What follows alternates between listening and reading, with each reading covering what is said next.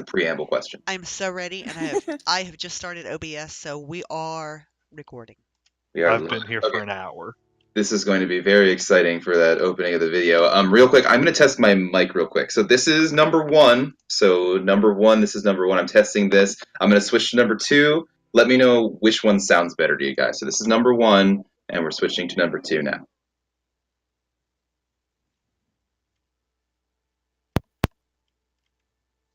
I like number 2 because I can't hear you at all. It's perfect. Yeah, number 2 Yep. is lovely. No, it's not.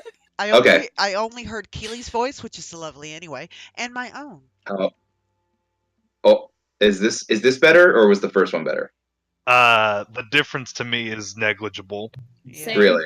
Yeah, same here. Same here. Okay, I think it's not even picking up. Yeah, it's not even picking up what I switched to. Fuck. All right, cool. Tight. Neat. All right, so that settles that. Remember to change your input device. Oh, no. I did. That's exactly what I did, and it didn't pick it up. So that's neat. Did you buy like a $500 microphone? No. This is okay, just good. I've been fighting with this daggone microphone for months now. Got himself a snowball. Yeah, I got myself it was only like $600 to $700. It wasn't that big of a deal. Okay. But anyway. Okay, good. All right. Ladies and gentlemen, welcome to session 2 of Curse of Strahd. Last session, you guys discovered a bit of a problem outside of your guys' city of Daggerford, and you went to handle it, and ran into a group of very powerful werewolves, who proceeded to. It wasn't really that much of a rout, but it was a pretty tough fight. And you guys eventually were saved by a group of people calling themselves Vistani. And they told you a story of a regent who has been cursed by a dark land. And so you have offered to go with them to help save their master and hopefully in some way rid yourselves of this large bank of fog that has been causing no end of trouble to your city of Daggerford. You guys got a reading from a fortune teller named Madame Ava, who let you know some aspects of your journey here in this land of Barovia.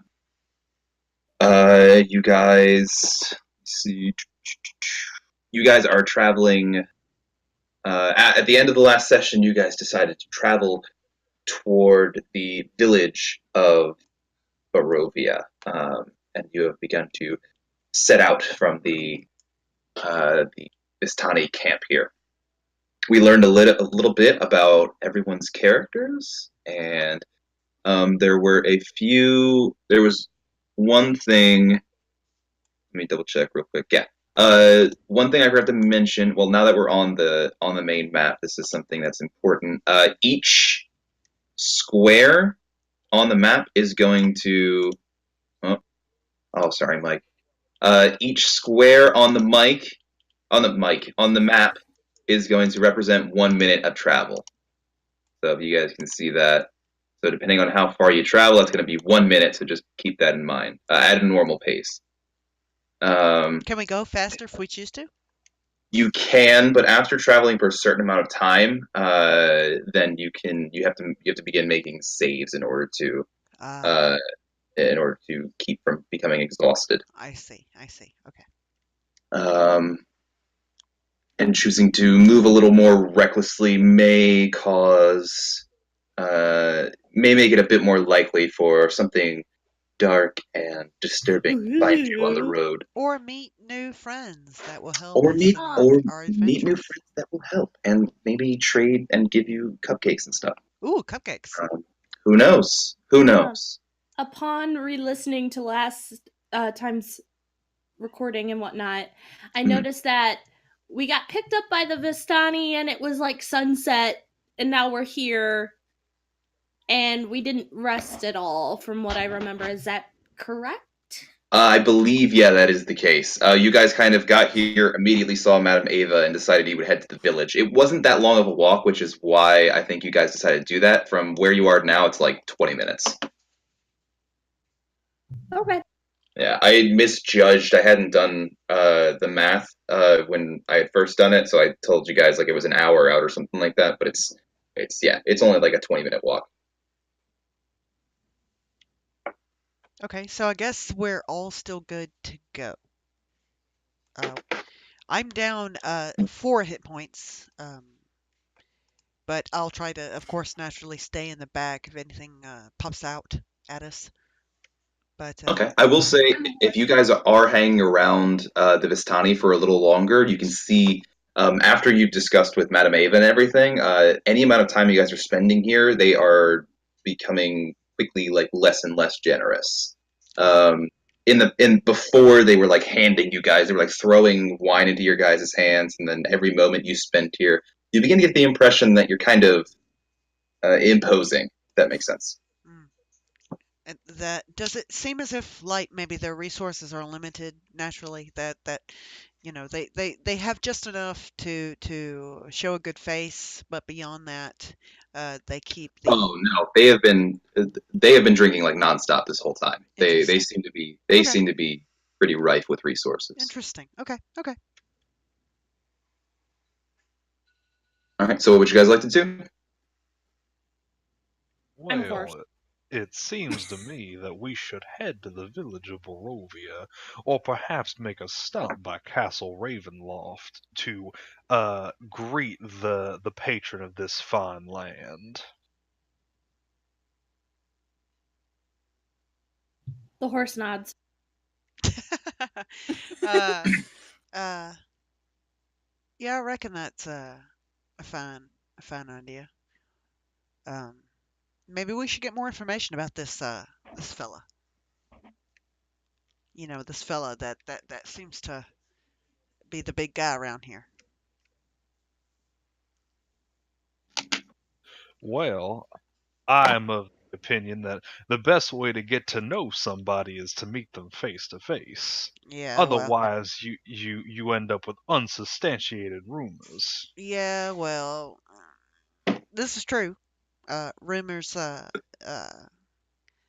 often are based in falsity and lies, but sometimes they're based in truth. So I think it'd be best if we know both the truth and the lie before we decided which was which.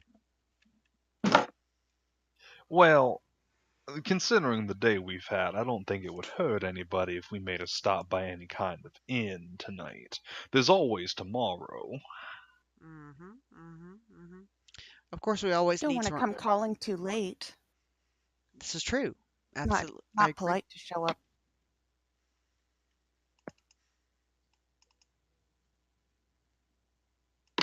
I feel like that one was aimed at me, Chris. I don't know what you're talking about. So what's the so where would you get? So you guys are heading towards the village? Is that the consensus?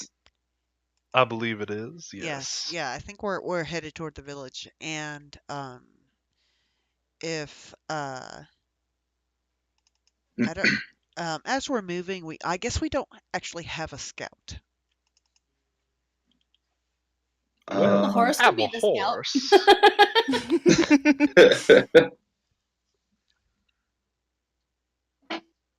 I'll keep a lookout. Wow, you're Okay, you're best at so everything. you guys begin making your way south with Oh my horse God, Olivia, that's Olivia so horse, much better than mine. making Oh, love a horse. Olivia horse, making acting as your eyes and ears in this strange land. You kind of travel without incident, leaving the campground there of the Vistani, reaching this point here. And let me get to my.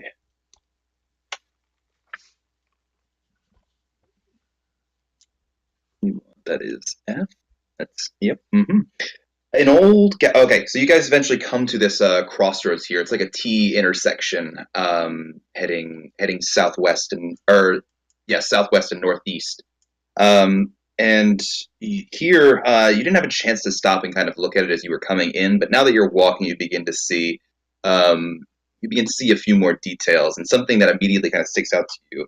You see an old wooden gallows that creaks in a chill wind that blows down from the high ground to the west.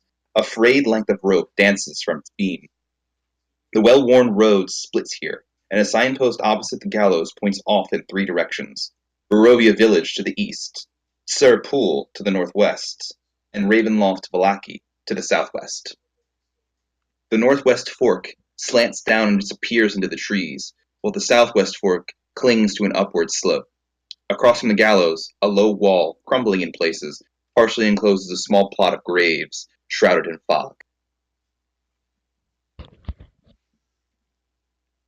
Oh. What do you reckon that rope is about over there?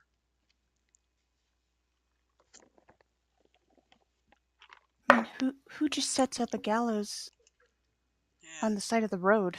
Well, I mean, I've never seen it myself, and it's kind of Well, it could have been hastily constructed for, I don't know, horse thief purposes, yeah. cow The wrangling. horse like freaks out a little bit. Oh, settle Don't down. You're worry. fine. We're not gonna. No one's gonna steal you. I'm just Not saying. thieving horses. Why would you? Oh. You certainly wouldn't kill someone for stealing a horse, would you? Well, it A is non. punishable by hanging in most places. Is it though? On the Sword Coast, is it really? Is it? As far as I'm basing this on my facts of early American history. maybe on your because I mean, being a noble, you have a like misconstrued idea of what justice is like for that caliber of See, people. Um, for Beauregard especially, it may be a bit more. Maybe you think it's kind of like when a rich person thinks like a pack of paper towels costs like $50 or something. Like, they don't really understand how things work. yeah. Viola says, I've stolen plenty of things, and I ain't never been hanged before, and I've been found out too. They caught me, red-handed, in fact.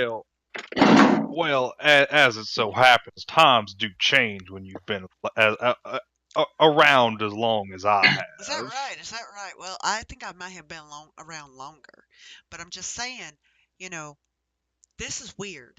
That maybe it's on the side of the road to I don't know. This is kind of disturbing. I mean, if it was just the gallows, I would say, yeah, sure, it could have been any reason, but it's right by a graveyard that's, again, just randomly on the side of the road. Ah, Not, I mean, and they're not usually giving, burials with headstones to people who they're hanging for crimes. Do you take a look at the headstones as you say that, Maribel? Yes. that's a good You point, Maribel. you kind of take a moment and look over all the headstones inside this little plot of land here, and you realize each of them are blank. There's nothing etched in them. There's no kind of imagery or anything like that. These are just simple headstones with nothing on them. So, Well, I guess it's there's meant to just show us where the bodies are, so they won't be buried on top of each other or something. I mean, a headstone with no name at all? Maybe they didn't have a name. Well, if they hung criminals here, I highly doubt they would go through the effort of etching any kind of epitaph for them. This just But there's seems... an actual stone, not just, I mean, it's not just a random marker. It's not, something just stuck in the ground, which is what you would usually see. That it's an actual headstone. Right. And how hard is it to maybe use a spell to just cast a small kind of inscription on the stone? This is... Very peculiar. Yeah, I don't like it. Well, Chris, could you read off those markers for the cities again? Or the towns, or what? Sure. The well-worn road splits here, and a signpost opposite the gallows points off in 3 directions. Barovia Village to the east, Sir Pool to the northwest, which is where you guys are coming from, and Ravenloft Vallaki to the southwest. Thank you. No problem.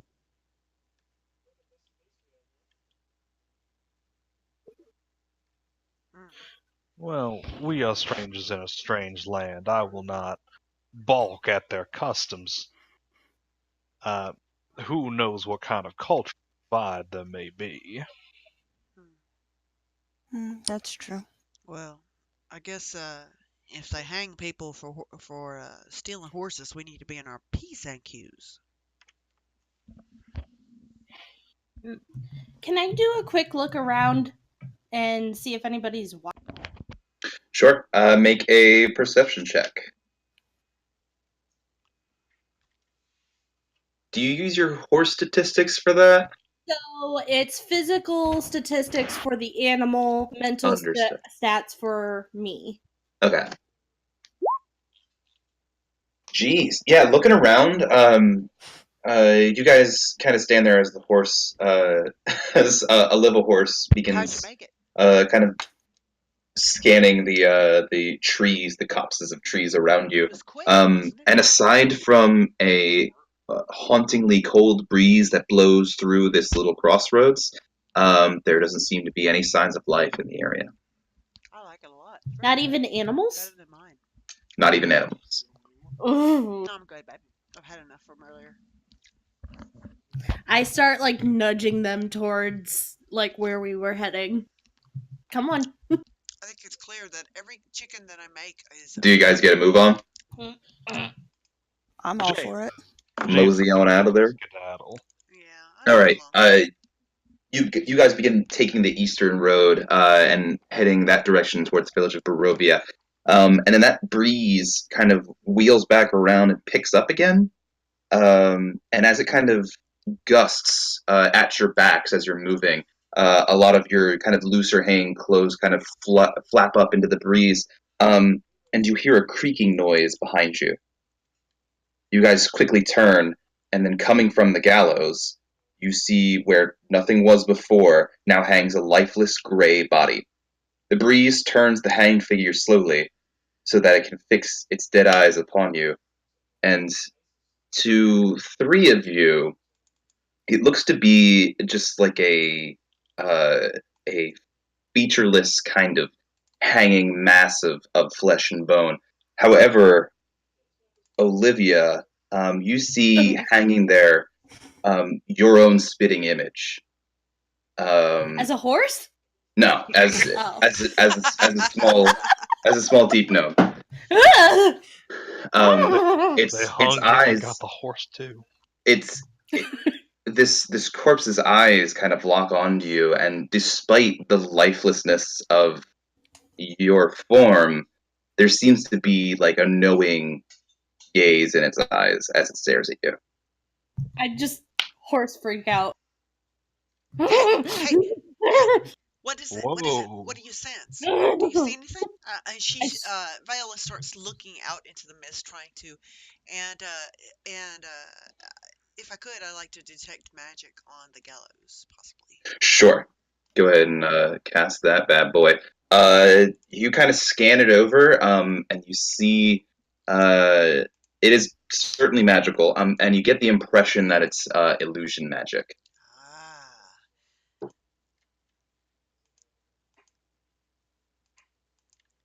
I say to the group, well, it looks as if there's been some sort of illusion placed on that. I don't see anything different about it. Am I meant to see what Olivia sees? No, Olivia is the only one who recognizes herself, Okay. but she really can't explain that as a live horse. I'm not wasting a wild shape to get out of here to tell anybody that I want to get the fuck out of here. I think I'm like, whatever's around here, it's not what it seems. Magic's used here. Horse scoff. Okay, so you guys eventually make your way out. I take a heading- dump next to the That's to the great. gallows. A horsey All right. dump. Way to Sorry. just cut my thematic tension. Sorry. You're welcome. This sounds like a I rough look time out for at me. Olivia and I'll say, "Well, damn, I didn't know it was that bad." And I trot away very happy. Yeah, and as you guys begin to leave, you whirl back around. You see the broken rope hanging from the gallows as you make your way eastward towards the village of Barovia. So you guys don't go through the trees; you follow the road. Begin following the road, and then you eventually reach here, and you come to a bridge, and you see a river that's flowing as clear as blue winter sky through the valley to the east there. Kind of looking out, you can see it kind of goes through that area. And then crossing over the bridge, you eventually come to the village. And flip to my marked page. Tall shapes loom out of dense fog that surrounds everything. The muddy ground underfoot gives way to slick, wet cobblestone. The tall shapes become recognizable as village dwellings. The windows of each house stare out from pools of blackness. No sound cuts the silence except for mournful sobbing that echoes through the streets at a distance. Look, you guys, dunk. So you will probably require a bit of zooming in, but you guys are in the that southwest corner there. And each of you should have control over each of these tokens. So you guys are free to explore the village as you wish. You guys can either go as a group places, or you can split up, whatever you want to do. So as you guys approach the village, you see this kind of layout in front of you. Where would you guys like to go? Well, this place certainly seems inviting, right? Yeah, you don't see anyone actually. I guess. Is this up on a hill, possibly? Yeah, towards that northern part, you can see it kind of overlooking the village there. It's not much higher. It's not like a huge precipice, but it is kind of looming just overhead.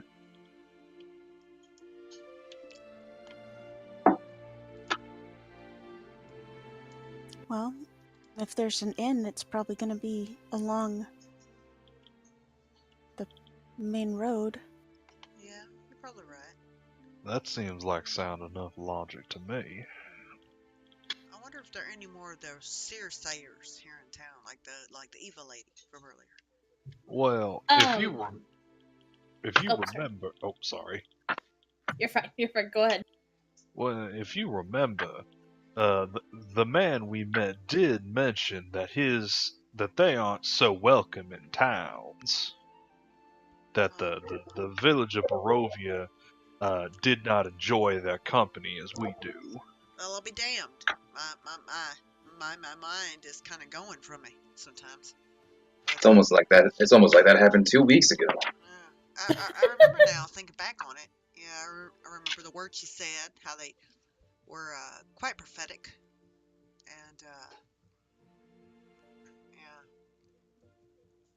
Can we see anyone walking around?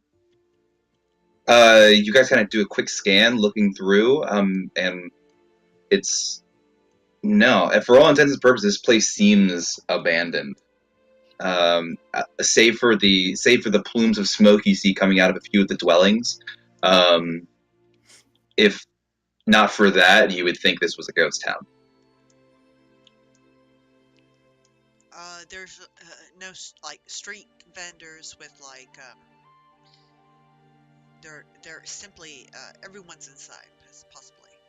And this weather, is it still the kind of hazy, misty stuff? Yeah, the mist is pretty thick here in town, and overhead It's pretty much been this dark overcast pretty much the entire time. However, at this point, it's getting pretty close to sundown, so on top of the overcast kind of clouds, it's also beginning to get kind of dark. So our vision may be no better than maybe several hundred feet. Well, your vision. Okay. My vision. Being a human and all, being a lovely elderly human that cannot see. I'm gonna come out of horse form. Okay. So, what was that earlier when you were having a fit? You were having some kind of fit, Olivia? I saw myself on the gallows. It's probably something you ate. That's what happens to me sometimes. You know, I have a bad meal and I see things. That's not normal. Well, I mean, you know, you see things sometimes. I wouldn't worry too much about it. I think it's okay. You're fine. Everybody's fine. Where should we go first? I think we need to stick together. I think we need to, Is no one concerned of that crying noise? Yeah, punctuating all of your guys' conversation, you can hear like a distant kind of mournful wailing. Well, I hear it too, but, you know, people have problems sometimes. They have bad days, they have good days. I'm concerned about damn near everything around here right now. I am with Mirabelle on this one, and as she suggested earlier, maybe we should take a trot down Main Street. Yeah. Are you just making horse jokes now? That is a little I insensitive. just got that one. So you guys can, I'm pretty sure you guys can move your tokens and stuff. So if you want to move into town, feel free to do so. Just let me know where. I'll let you know if you need to stop or where you guys intend to stop. Okay. I would like to move to the front of the lane there and to see, is there anyone down this corridor? This that seems to be out in the street, kind of making moaning noises. You kind of look that way. Let me see. My vision probably goes no better than 40 not, feet. Mine goes 120, so I will look as well. It's not fully dark yet, so it's definitely manageable. Okay. No worries. Corgis are always excusable. Let me see. Yeah, no, looking down, it doesn't seem like there's anyone there, and it's kind of a bit haunting as you guys are looking down. You hear no music, nothing that you would normally hear in a town like this. And then coming around this corner here, you see a cart, what looks to be like a cart, being pushed by an older lady. And she's kind of pushing this cart down the alleyway here, down this main road here, and just kind of smiling as she moves, looking about. When she gets to, I would say, about this building here, somebody comes out and greets her, and it seems there's to be an exchange of coin, and a product is given to the person, the older lady in there, who brings it back inside. And she continues on her way, heading towards you guys.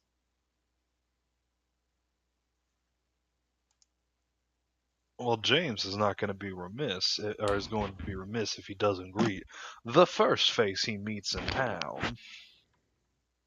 Especially some old lady peddling something from a cart. All right. You hear the sound of small wooden wheels rolling across damp cobbles. You trace the lonely sound to a hunched figure bundled in rags pushing a rickety cart through the fog. And as it moves towards you, it gets to about right here. And in addition to this lady, you can also see signs marking two of the more prominent buildings here in town. The first one being this building up top. You see a sign hanging above the front door, which reads "Blood of the Vine Tavern." And then on this side, hanging above the door, you see a sign that says "Bill Drafts Mercantile."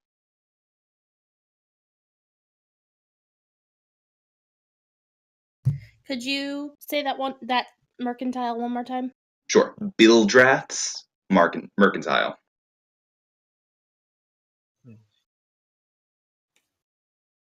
Bildrath.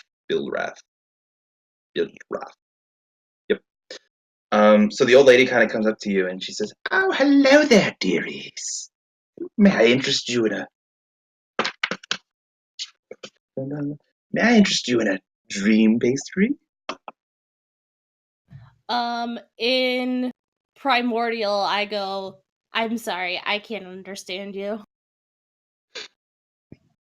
Oh, I don't know what your friend said, but if any of you are interested in dream pastries, they are only a gold piece apiece. And I Well, assure you they will take you far away from the horrors that await you here in this realm. that's a very roundabout way to describe a delicious snack, but I am rather famished. They only offered me one.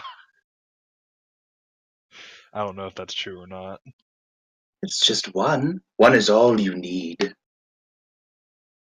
Does she have them displayed? They are actually inside of the cart. You're not able to see one. You see she's kind of waiting to see coin before she's willing to break them out.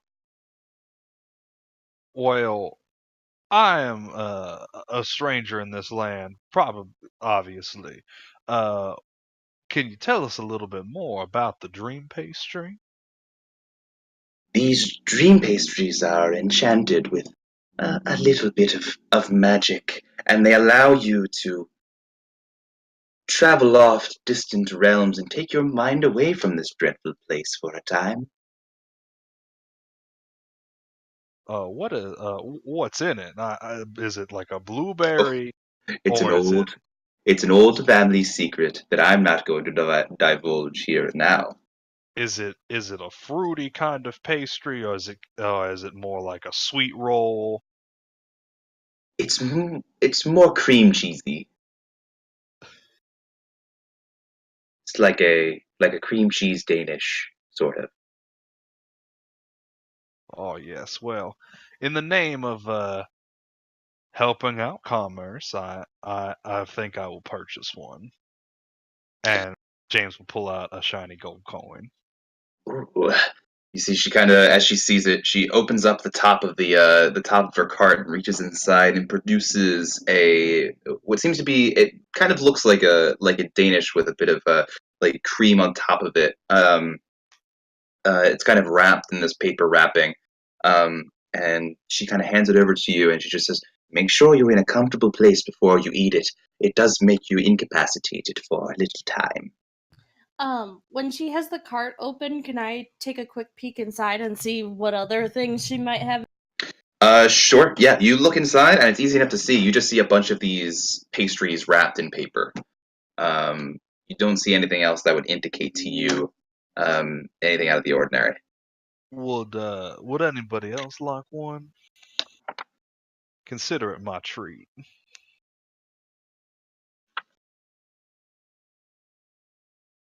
In Primordial, I say no thank you. Well, that's all right. James is going to answer her in common. Well, that's all right. You don't speak Primordial. Yes, I. What? Nobody speaks Primordial. This is Keely, not Olivia. Nobody ever picks it. I will. I'll say. Well, I don't want to offend you, but well, I'm allergic to all nuts. So are there any nuts in this? She kind of thinks about it for a second. She was like, "I'm not sure, but it's probably better to err on the side of caution." Yeah, you're probably right because I blow up like a balloon. Yeah, it's really Oh, I very understand. frightening. Yeah, and I My can't breathe and sister is all the that. same way. Oh, is it? Yeah, it's really bad. It came upon me in the last few years. But Um, if you allow me, I'd like to do a quick detect magic because it sounds to me like there's kind of hallucinatory. Absolutely, take a look. And go ahead and do your cast of detect magic. All right. That's a ritual, right? So it doesn't even really cost anything. Right, it is. Okay. Yeah, so kind of looking it over, you see there is the tiniest hint of an enchantment spell on it. Ooh, good shit. there's a high chance that this will just be another delicious pastry for James because he For a is little not old so Bay affected by ancestry. yeah. Okay, so is anybody else purchasing from this nice old lady? I'll say. Absolutely not. I'll say. My name's Viola Alabaster. I'm new in town. What's your name? Ah, my name is Morgantha. Morgantha. Well, it's quite nice to meet you. It's this lovely weather we're having, she says with a bit of sarcasm. It's always this nice here. Is it? It's. Yeah, exactly. Tell me about, we're new in town. We're kind of visiting, me and my group here. Uh, what's good to see in town? What's good to do? What you got here as far as like tourist attraction kind of stuff? Well, as you can see, there isn't much hustle and bustle here in this town. The closest you can come to being entertained, I would say, would be the tavern. If you're in the mood for a bit of drink and meeting some of the local flavor. There aren't too many people who come out into the streets not since the horrors we've faced under the Devil's Strahd. Ah, interesting. Been hearing a lot of bad stuff under the name Devil's Strahd. Is there anything you could clarify for us on that regard? Oh, well, Strahd has complete and utter mastery of this land and the weather and everything. And he uses that power to torment his subjects. Ah, that's probably just the exaggeration. I've met a lot of nobles in my time. None of them can affect the weather. Okay. Hmm. None of them can. Interesting. Give me a few levels. Now Same. I have rounds. Do you all mind if I go ahead and go about my way? I thank you very much for your patronage. Oh, I'm sorry for keeping I'm sorry, you. what? Oh, not a problem. It's always good to see new faces here in town. It's on mute, by the way. I pushed it. And I'm always happy to see someone who's willing to buy my pastries. Well, I'm off then. Have a good day. Thank you for the hospitality. Oh, not a problem. I hope everyone treats you as nicely today. I do too. And she begins kind of pushing her rickety cart past you guys down this street here before turning right at this intersection and making her way out of sight. Okay. As soon as she's out of sight, I just look at everybody. I go, "Are you all crazy?" Look, Olivia, I know this is crazy. This looks crazy, but we're here now. We need to figure out what to do. This Strahd guy just sounds like some crazy noble that's making these people do terrible things. And we need to probably talk to him and tell him we're from the Sword Coast and he'll understand and he'll... Viola, this entire town is not out and about on a decent evening. It's not raining or anything, and nobody's outside except for that woman. Don't you think that's a little odd? Well, naturally, Maybe because it's dinner time. This is true. Exactly, Maribel. It's exactly what I was thinking. Maybe it's time for dinner. Daggerford. It's tea time. It's some from siesta time. You guys are gonna get us all killed. Also, I would like to point out that your idea of a fine night is very different than mine if yours includes cold weather and cloudy skies. When was the last time, besides at midnight or the deepest of night, that you noticed that Daggerford was completely empty? Like, well, this to be upfront, this place is markedly smaller than Daggerford. Fair, but every single person that lives here is not. Every single person is inside. That seems odd to me. Well, I myself am a homebody. But that doesn't mean a whole town of people are homebody. Well, I mean, I enjoy, a quiet night at home. I don't want to go out drinking and that type of thing. Those days are past me.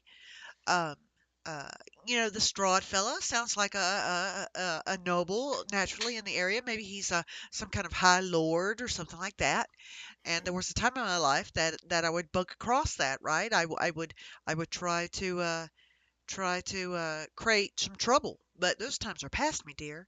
And it just looks to me like these folks, well, they maybe they're spoiled or something. I don't know. I don't know. I don't know, but I would think that we would take a little bit more caution on entering a town where one of the welcome signs is literally a place to hang people. Yeah, I agree. Well, That was strange. I will concede that I didn't like that bit. I'm just saying, we all need to be a bit more cautious. We're new here. We don't know how these people are going to treat us, and you don't know what's in that. no, I do not. Just be careful, guys. I mean, she seemed friendly. Yeah, and so does a tiger until it bites you. I don't know enough about tigers to I refute could that show claim. you. know if I believe that. She goes, I could show you, and then like crosses her arms and just stares at James. Also, where did you learn primordial? It's a long story that, and you've commented on my inability to tell anything quickly, and so I feel like that's a story for a later date. Oh man. It is of course the same place I learned Sylvan. All right. So at the moment, in this intersection, as you guys are having this conversation, you take a moment to kind of look through. As you guys are listening and kind of getting an ear for the town, the sounds of that wailing seem to be coming from this southern street here, somewhere along here. You can see it coming from that direction. And then there's also the tavern and shop that you can see nearby. What would you guys like to do? Is there any kind of like postings board or anything like that around here either? Not that you can see out here. Okay. Can I roll a perception to try to see if I smell the salt of the sea on the air? Sure. Go right ahead. Oops. Not nature. Well, nature actually makes a lot of sense too. Either one works. Regardless, well, I mean, the natural one would have been funny, but I'll take the 11. You kind of sniff into the air, and for the first time, well, not the first time, but more prominent than ever, the absence of the sea salt air is what greets your nostrils. Oh. There doesn't seem to be any kind of sea that you are smelling, and even in Daggerford, your tuned senses could pick up Right. an ocean breeze, but here there's nothing to speak of. Oh, I'll tell the party. Yeah, I don't know where the hell we are. Okay, and I usually know where I am and where I am in the world because that's what I've grown up to do. And I don't smell the sea. And in Daggerford, I could smell it occasionally. It would blow in through the coast, even several hundred miles away. I mean, I still scent. I catch it on the air. I think we're very far away from anything any of us know. Yeah, yeah. I have lived in the Daggerfoot area for the entirety of my life, and I have become fairly well known with most of the towns in the nearby areas. Given how long we have traveled thus far, I would say that this is definitely not a normal place. So you don't think we're just outside the city? Maybe in the woods nearby? I No. would have known if there was a town nearby. I've been wandering for many, many years, and I have no idea where we are. Oh. Well, that changes things, possibly. I still think that the Strahd Well, guy is probably just some kind of crazy noble that's lost his mind or some such. At least we know where the tavern is. Well, yeah, and at least we're together, right? That's something. Can I do a quick look around to see if anybody's spying on us? I'm gonna be doing that a lot. Just a Sure. Make a perception check. I don't like being watched. You kind of scan around, and again, that eerie feeling of no signs of life. I don't like this. Save for you hear like a short laugh come from within the tavern, and again the persistent kind of wailing coming from that southern road there. Oh, well, there's laughter over there. That can't be a bad sign, right? Right. Tavern or crying woman? The last time I went to help a woman in distress, I almost got us killed, so I'm gonna follow your lead on this one. Yeah, I agree with Mirabelle. Olivia, you have a better sense than all of us combined, probably. So, I'm up for helping some lady in distress. I mean, naturally, if someone's hurt down that way down there, I'd see if I try to help them. Of course, I'm very, very thirsty and pretty hungry as well. Well, personally, I'm more of a tavern man myself.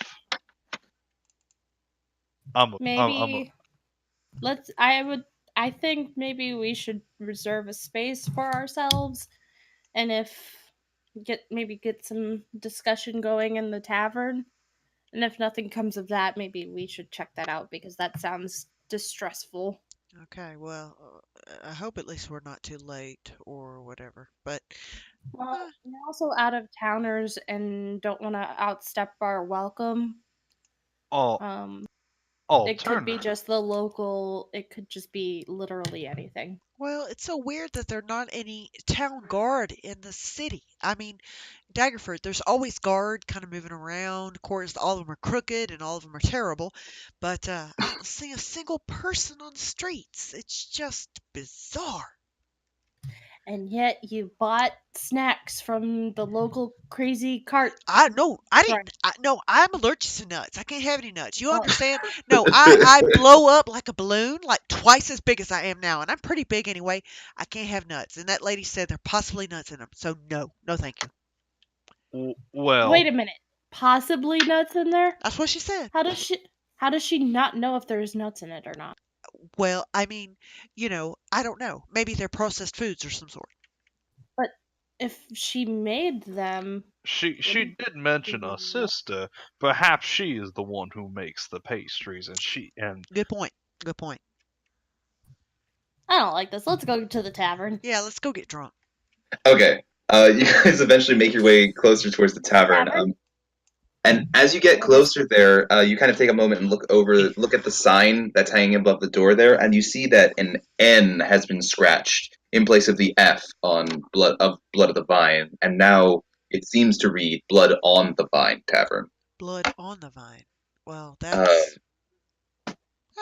And eventually, you guys come to the door and you open it up, and you see the following. A single shaft of light thrusts illumination into the main square. Wait, that's the wrong thing. My bad. Yeah, stepping inside, you guys see a number of kind of roughshod tables spread out over the floor. At one table, you see sitting alone a man with kind of blonde hair that comes down to like the middle of his neck, kind of an inch above his shoulders.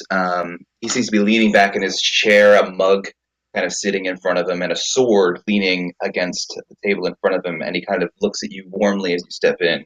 And then you see immediately on your right as you step inside, towards the front of the tavern, you see a table with three women with darker skin, kind of curly hair. One sec. Okay. You see a woman with long curly black hair and kind of a loose bright red sash. and she has these bright red, pouty lips, and she kind of smiles at you guys as you step in. And then you see another woman with kind of a headband kind of wrapped around her head, and the kind of her hair pulled up into a high ponytail. And she looks to be kind of no nonsense. She's kind of, her eyes are kind of darting around, and she looks over all of you coldly. And then finally, you see another kind of larger woman who's a little bulkier than the other two, and she's deep in her cups. You can see there's a number of glasses in front of her. And then finally, you see a short, kind of squat man behind the bar there. He's bald. He's got balding gray hair, and he seems to be very interested in cleaning the glasses. You see, he's very kind of adamant about making sure these glasses are spotless. And he kind of goes through and cleans each one, and he doesn't even look up towards you as you enter, as he's going. What would you guys like to do? Squat meaning dwarven? No, he's not that short. Cool.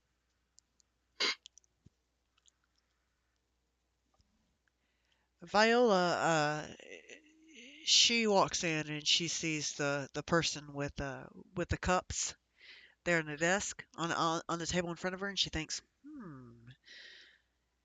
I think I'm able to drink that much in maybe 3 minutes, and she's probably been here most of the day. So there may be some coin to be had here, possibly, and I'd like to make my way towards this person. Okay, so you head towards the table with the three women. Yes. Okay, you make your way over there. What would you guys like to do? Now I may have just missed it, but did you mention anything about musical talents? No, there's no one playing music. As a matter of fact, the only sounds you can hear are the kind of like the hushed discussions that were occurring at this table that Viola is heading toward, but have since ceased since you guys came into the building here. Alrighty, James is going to secure himself a corner, hopefully close to some kind of warming fire, and he's going to pull out the dobro and begin to play. Okay. Mirabelle, Olivia? Mirabelle's definitely going to follow and listen to him play. Okay. And I will go with Viola, I think. Okay. So Viola, go ahead. Sorry, did I cut you off? Did I cut you off? Okay. Viola, you make your way towards the other table there, and you see the woman with the headband kind of looks over you coldly, while you can see the woman with the red lips is kind of staring pretty intently at James, with this kind of coy smile on her face, and the larger woman is kind of chugging down a drink. As you're stepping up, she kind of sets it down. And as you step forward, the woman with the headband kind of looks up at you and says, "How can we help you?" How you doing? How long's it been since someone drank you under the table? They kind of look at each other for a moment. They're like, "We don't really do that around here, but we're always welcome for a bit of a show." Oh, you do it because you know you lose? Is that why? Because I've been known to put back some drink in my time. What are you drinking there? Is that whiskey? Is that rum? What is that there you got? There is only one drink here, and that's wine. Oh, and you see God. Not that swill. Oh, God. The bigger girl kind of looks up and down at you. Oh, God. And she visibly seems like her stomach is starting to heave. That stuff is so sweet. How can you stand it? The bigger girl kind of just says, "It is all we have." Oh, well, that's a damn shame. Is this Strahd fella, huh? This noble? That's the only kind of liquor he brings in here? That sucks, man. That's terrible. Well, I'll try some. At the mention of the name Strahd, they all kind of look at each other and mumble something in a language you do not know, before looking back at you. Do I know it? Nope. Ah! Do I know it? You're not here. Nope. It's Damn. unless any of you know Vistani. No, probably not. Well, I could. Well, I, James is a man of the people. He will learn it eventually. Eventually. I'll say, well, nonetheless, I would like to drink with you fellas, girls rather. Uh, Me and my group, she says as she kind of gestures back at the door. We're new around these parts. This is a lovely city you have. The weather's interesting, that's for sure. Uh, that's not too sweet, is it? Is it more vinegary than sweet, or is it kind of tangy? I don't The like bigger a lot of girl. sugar. The bigger girl kind of says, "It's pretty dry." Ah, good, very good. I like me some dry liquor. Oh yeah. Olivia, while this conversation is occurring, you take a moment and look over towards the blonde man who is sitting at the table there. And upon you guys beginning this conversation with the three women at the table there, you see a bit of a sour look come over his face. And he kind of finishes his drink. There's a couple of coins on the table, stands up, puts his belt on his sword, and begins making his way out of the room.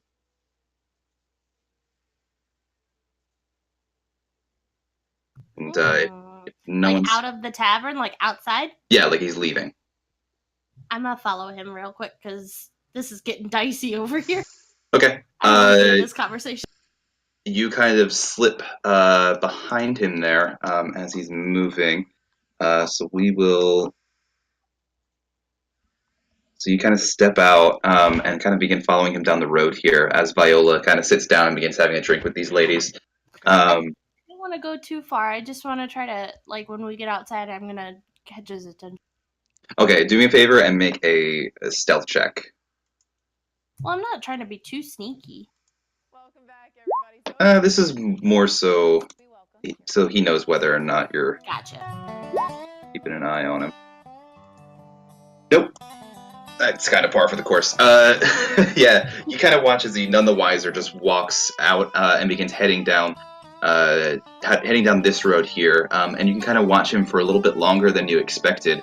And you watch him kind of move all the way down the road here and make his way towards this large mansion down here to the south. I wasn't gonna like follow him. Like when we got outside, I was gonna be like, "Sir." No, you can pretty clearly see it from where you are as you're kind of looking down. Oh, you're calling out to him? Yeah, no, I want to talk to him. Oh, excuse me. I'm sorry. Yeah, once he gets out of the door, you call out to him. He turns. Hello, sir. Could I spare a moment of your time? You see, he doesn't move closer towards you. He's just kind of looking at you with a curious eye. How can I help you? You look like the only one that we've seen around here that might have any authority. And I nod towards his sword. You're new here, I take it. Is it that obvious? It is obvious. I'm answering that question for you. It is. I know. It's pretty obvious. We were just wondering, well, I was personally wondering, there's a woman crying in town. Can you hear that? Why do you want to know? Well, is she in is this something that needs attention? You, like I said, you seem like the person of authority in town. I thought you might like to... A lot of people have mixed up intentions. I wanted to see where yours lie before I was upfront about it. That's old Mad Mary. She ran into a bit of trouble. What is she mad about? No, she's like crazy. Oh. Yeah. She ran into a bit of trouble with old Strati. She and the vampire ended up taking one of her kids. Excuse me? Vampire? You don't know? Well, usually when somebody says something that was just said to them in a questioning manner, that usually implies that they don't know. Yeah, I guess that makes sense. Strahd is the kind of the leader of this place. He's been around longer than I have, longer than anyone here has.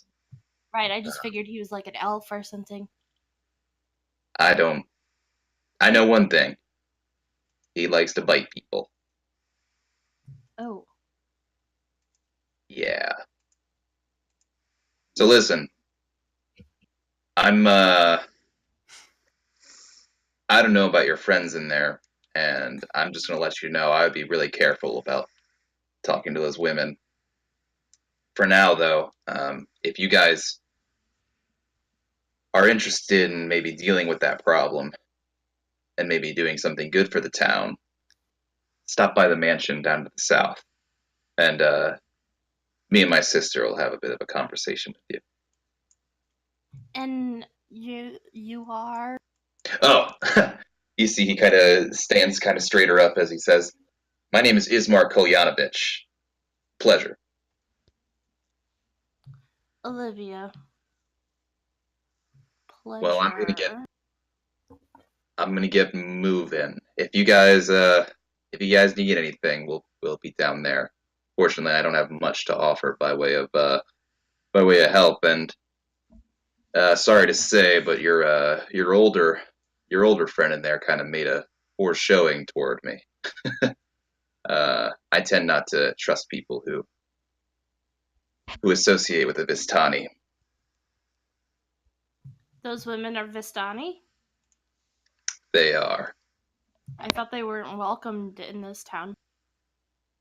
Well, those three have been here for as long as the town has been here. So I guess they're kind of grandfathered in or something. That's very odd. I mean, we were found in the woods about to be attacked by werewolves, and a group of Vistani actually helped us and brought us Wait. to town. You came with the Vistani? Not on purpose, not without any other option. We had to. We were getting attacked by werewolves. Yeah, that doesn't sound like. Look, my sister's a better judge of character than I am. I'm going to be honest about that. Maybe we'll work this out when you guys come to visit, but for now, no offense, I'm gonna keep my distance. And he kind of begins backpedaling away. Cool. Good luck. And again, if you guys want to talk, I'm in the mansion to the south. I turn around and under my breath in Primordial, I go, racist. I walk back in. And he walks away. Viola, at this point, after this little bit of a conversation's been going on, you've kind of gotten these ladies to open up a bit more. Okay, great. And the bigger lady introduces herself to you. And she just says, "Money." Oh my god. Hold on. There's too many accents going on in the head right now. Yeah, I know. Take your time. Try to ease yourself into it. My name is Sorvia. And then the no-nonsense one with the headband kind of goes, "My name is Maria." And then finally, the lady with the pouty kind of lips and the curly black hair, kind of the seductress look, says, "And I am Alenka. It's a pleasure to meet you." Yeah, it's a pleasure meeting you three, too. Are you sisters? We are sisters, and we own this lovely establishment. Oh, do you now? Well, that's interesting. Maribel, you want to come over here and speak with me? Uh, and let me introduce you to my new friends, apparently. Uh, uh, these three own this establishment here. Sorvia, uh, uh, so this wine, where's it imported from? Because, um, Oh, it comes from the best winery in Barovia, the Wizard of the Wines. a Wizard of the Wines. Well, I've never heard such a thing. Yes. Coming from my hometown of Neverwinter, way to the north of here, apparently. Never heard of that place. I've heard a lot of wineries around that region. Um, Well, if you're interested in checking it out, you could probably help out a lot of people around here. You see, we haven't got a shipment from that place in some time. is that right? That's interesting.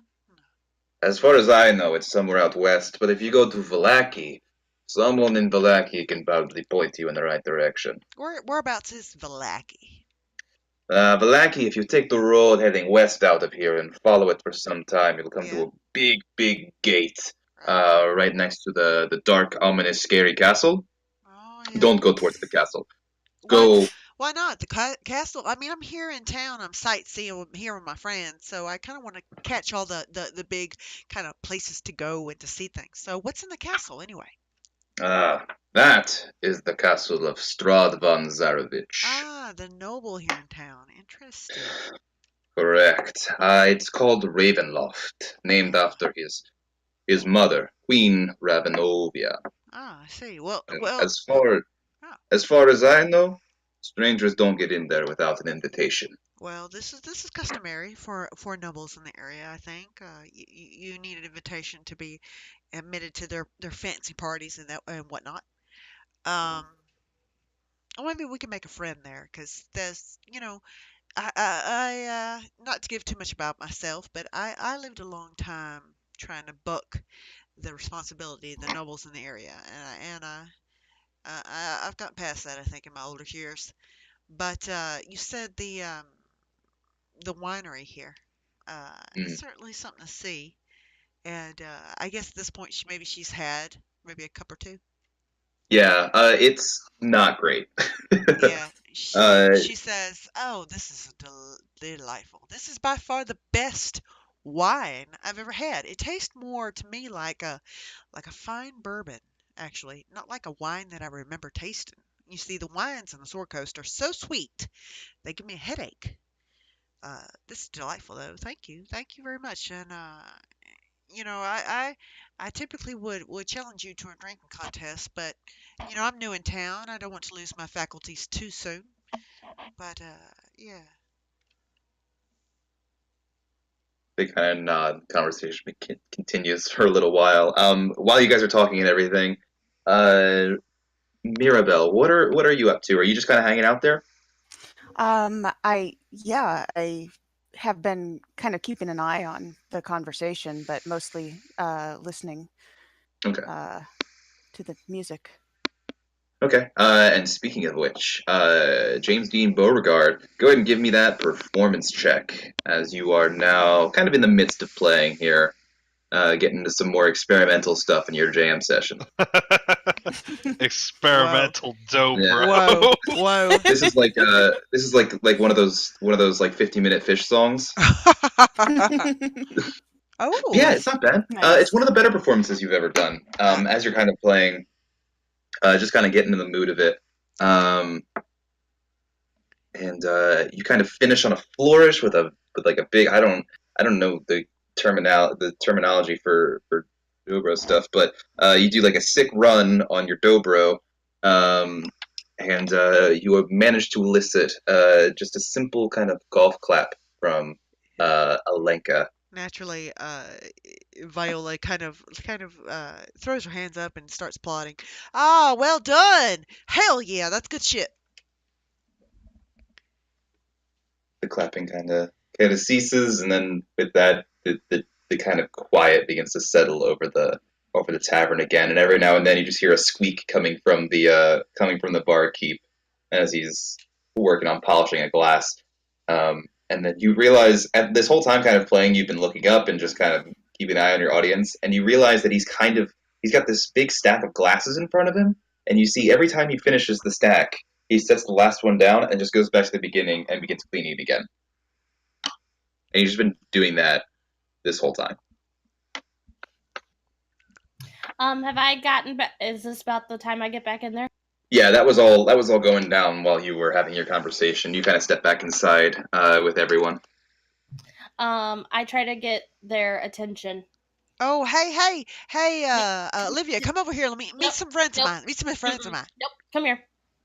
Well, I want you to. Okay, very well. And she'll get up kind of slowly, the whole time kind of grunting. She'll say, "Well, it's been lovely to meet you, girls. I hope to see you again real soon."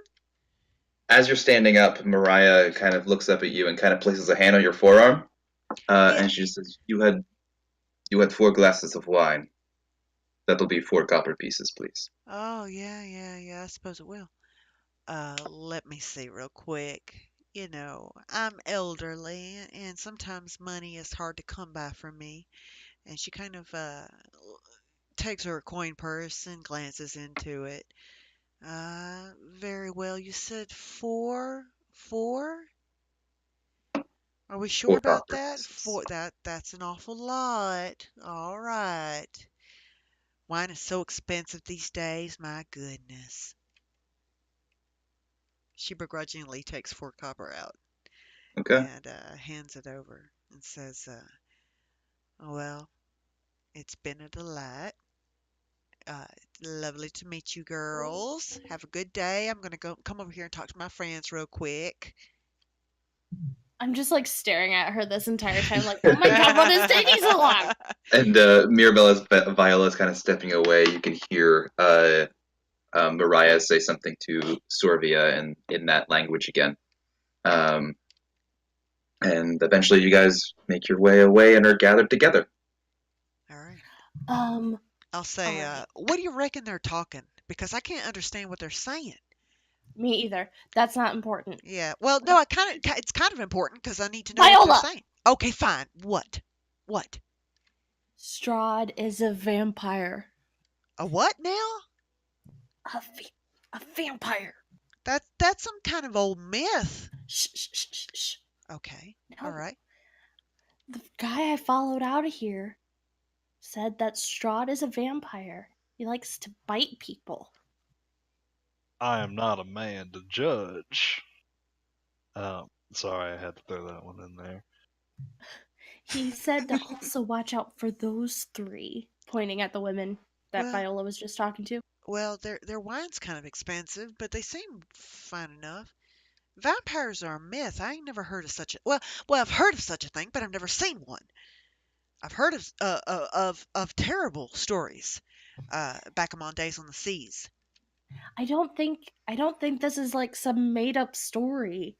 He said it very matter of factly, and like, I don't know, it felt like he wasn't trying to say it to be alarming. He was just like saying it like it was a fact. Okay. He did invite us to his house, Who's this which is person? also This person which is you also met in the on the same street? direct. Huh? This person you met on the street? The guy that left that I followed out, Oh, right. blonde guy that was in here. He did say that we could come to his house and talk to him and his sister, which is also in the direction of the woman who's crying. Oh, right, her. I kind of forgot about Now, her. I don't know if you've noticed, but he was carrying a sword. I thought maybe he was like some kind of authority figure in town. Well, I just glanced that way. I saw you leaving, but I didn't. Well, I was having wine. It's so sweet and tangy. It's quite delicious. Sorry, I should have kept better attention toward you. But I mean, he seems like he might know what's going on around here and might be the best source of information. Well, those ladies over there, they were quite nice enough, I suppose. But did they tell you anything? Anything useful? We talked mostly about wine. Oh. I don't guess they told Cool. me much. Yeah, well, I like liquor. It's a problem. I don't want to discuss it right now, but we'll talk about it later. As you guys are having this conversation, suddenly, a cold wind blows through the tavern, and many of the candles that had been lit go out, and the room darkens considerably. As you guys follow the path of all these candles kind of going out as they make their way towards the back of the tavern there, you look up to see the bartender drop one of his glasses onto the ground, his eyes wide and color kind of draining from his skin. You see he begins stepping backwards and begin making his way towards the back room before he stopped in his tracks by a stranger's voice. Eric. It would be quite rude to deny a patron a drink, don't you think? As a matter of fact, allow me to buy a drink for each of our new visitors as well. You can put it on my tab. You look up to see a man in very fine robes, a cloak kind of hanging just below his belt line. He's got thin, pale lips and black hair that's been slicked back on the top of his head there. And he kind of shoots your group that's kind of gathered here, whispering a glance, and he nods towards you politely before moving towards the bar and kind of placing both hands on top of it, waiting for his glass of wine. And at that, we are going to take a quick 10-minute break. Ooh. So go ahead, use the bathroom you need Okay. to, grab a drink, and we'll be right back. Okay. And don't freak out. Don't panic. I'm very excited for this. James is gonna have an absolute ball.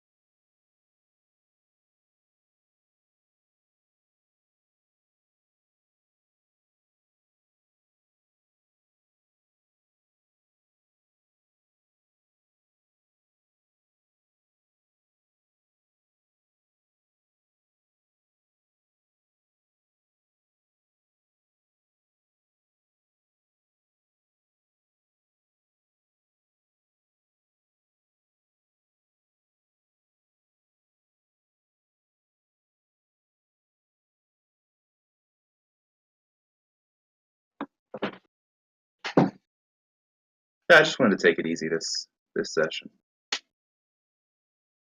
Nothing too crazy or anything.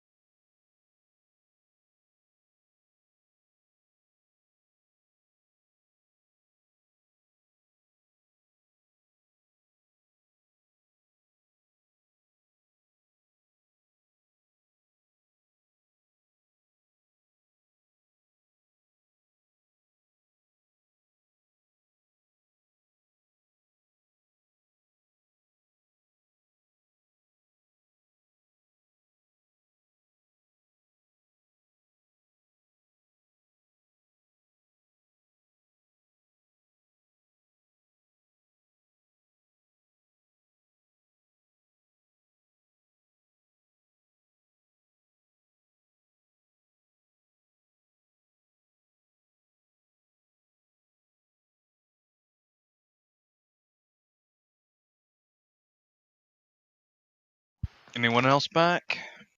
Hello. Hello. Um, this is good, right? This is fine. Yes. Nothing to worry about here. I mean, it's just a guy. That moment you realize Strahd is a vampire in game. It's just a real dude. Hi, I'm Peter. Nice to meet you guys. I am Chris's new NPC that he's adding to Curse of Strahd. It's me, Jerry. My name's Marcus. Marcus Strahd, I mean Smith. I'm from Portland. I have a craft brewery. I train chihuahuas as a hobby. Specifically Chihuahuas. I'm not gonna front that because I used to know a dude who would breed and train chihuahuas. Hey man, everyone's got it. I mean, if any dog needs training, it's chihuahuas. That's the truth. Says the corgi owner. Yeah, they're a nightmare too. I mean, But the there's- good kind of nightmare, but a nightmare A nonetheless. very fluffy, cuddly nightmare. They're so adorable. Adorable nightmare.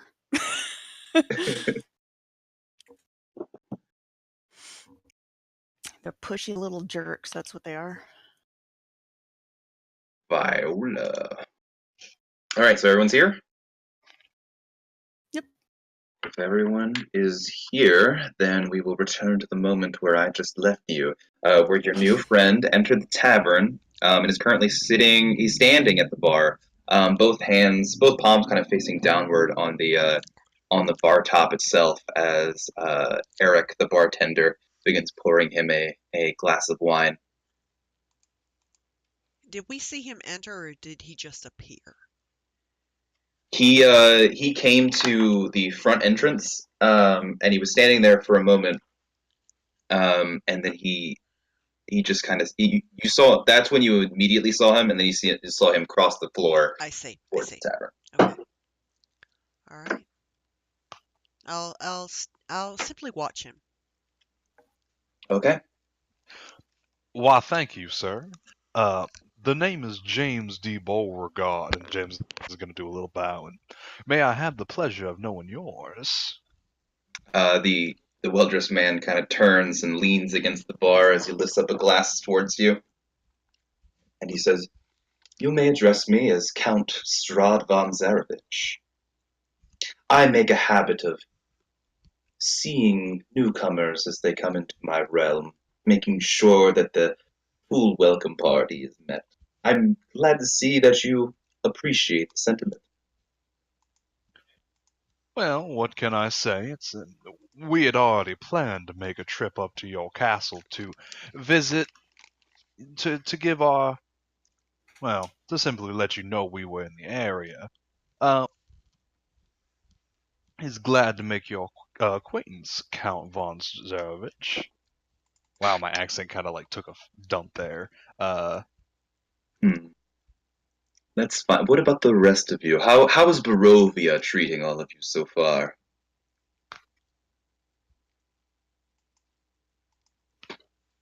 I'm just staring at him. Yeah, I'm kind of just looking at him.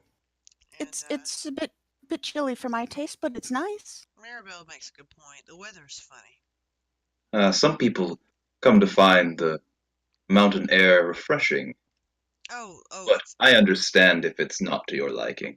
yeah. Well, it's just not what I'm used to. That's all. I'm sure I'll adjust. I'm sure you will.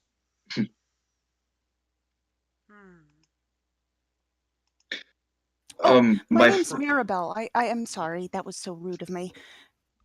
Mirabelle, of course. So Mirabelle, James, and what about the rest of you? He looks to you, Olivia. You, small one. What is your name? You can just keep calling me small one. Very well. And you, wizened one. What would you like to be called? My name is Viola. Viola Alabaster. A beautiful name. Why, thank you, Mr. I blinked very hard after Viola tells him her real name. I say, James, you had expressed an interest to make your way up to my estate, did you not? Of course, it only seems like the polite thing to do in a situation like this. We are strangers in a strange land, after all. Of course. And you will find no land more welcoming than my home of Barovia. Now, I beg you to postpone your visit to my home until things are made ready for your arrival. I will send invitations for a dinner party, perhaps, for all of you to attend. Well, that sounds absolutely lovely, Count Zarovich, and I thank you for the offer. Please, the pleasure is all mine. Now, I do have business to attend to. I'm just glad I was able to meet all of you. And you see, he kind of gulps down his wine. If none of you have any questions for me, then I believe I shall be on my way. Can be saved for the dinner party. Very good. Hopefully it comes sooner rather than later. yeah, same goes for me. I've got plenty of questions, Mr. Count. Well, But if you have any now, then feel free. Please, I'm not a harsh lord. I will not punish you for speaking out of turn. oh Are you no. a vampire? Ooh. A pointed question. Said you wouldn't harm us for speaking out of turn. That is true, and I am a man of my word, small one. There are some who would say I am a vampire, but I think that title, well, it mischaracterizes me. I am far more than some monster that dwells in a castle, as I'm sure you will come to find out in your visit to my estate. That wasn't very direct of an answer. Well, it sounds about as direct as you're going to get from a noble. From a noble vampire. Yeah, exactly. Well, it's good that we know what we're about. That's the most important thing. Mr. Count, it's been interesting to meet you. And Olivia has a good point. God.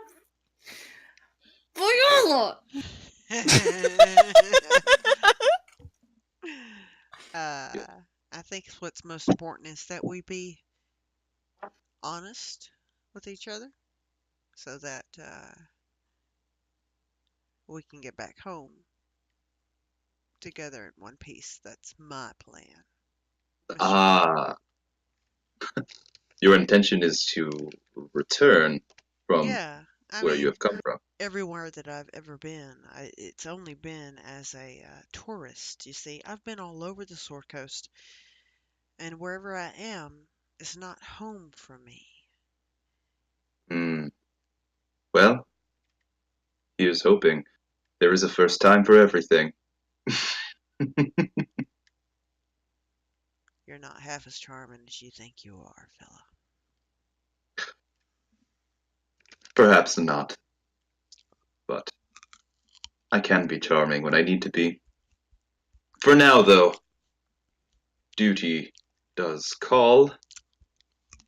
And he begins stepping towards the door there. And he looks you over one more time and he says, I do hope when my invitation comes you will make your way there to my home, Castle Ravenloft. You will find it inviting, I'm sure. For now, though,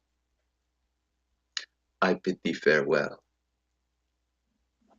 Don't let the door hit you where the God split you. Or something to that effect. And you as well, Count Zarovich. And then James does his another bow. Mirabelle's gonna just bob a little curtsy like she would if she were at home. And with that, Strahd steps out of the door, and a moment passes, and another, and then all those lights that had gone out previously light back up.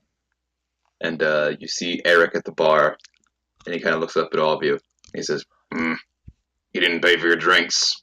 You're not getting them. Oh, no Said to worries. put them on the tab.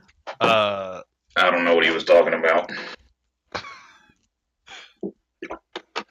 Have no fear, gang. I will supply us with plentiful drink tonight, and then James puts another gold piece on the counter. Well, damn it. Thank you very much.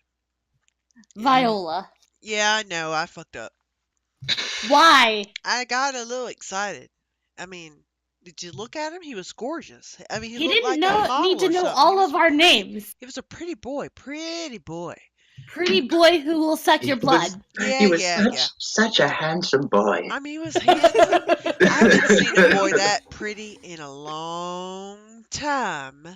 And I Olivia. bet he hasn't tasted blood as fresh as someone else's in a long time. Shit. Have you all of my years, have you seen how many kinks I've seen before? I mean, come on. Yes, I've seen more. Oh, all right. Well, You haven't lived in the jungle. well, this Let is me true. tell I you haven't. what. I've never seen the jungle. Exactly. We'll go to the jungle. We got rocks and trees. We got everything you need as long as it's rocks and trees. I think we should go. That guy that I was talking to earlier, his name was Ismark. I think we should go to his house. Well, it seems like a good plan as any. However, I did pay for a copious amount of drinks. I don't think that's my problem. I'll help you there. We'll get this tab paid up. I don't want to keep a tab here because that means we'll be staying long, and I don't intend to do that. As you guys are kind of discussing, you see that Eric has silently made change for you and placed 9 silver pieces onto the bar top, and then a pitcher next to it. And he says, 1 silver, 1 pitcher, 1 copper, 1 glass. Alrighty, thank you, sir. Sorry, I'm dying. I'm choking on water. Well, I'm glad you're taking my accent. I'll say, damn it, you run a pretty tight ship around here. Pretty impressive. Ain't my ship. Well, it's true. It ain't your ship, but you're apparently the captain because you're the one here making the deals. Who serves wine in a pitcher? Oh, I've never seen that before. yeah, I never did. Well, Is that a local custom? Well, Take that for something. back on the plantation, we would typically have our summer wines out in pitches. Not a carafe?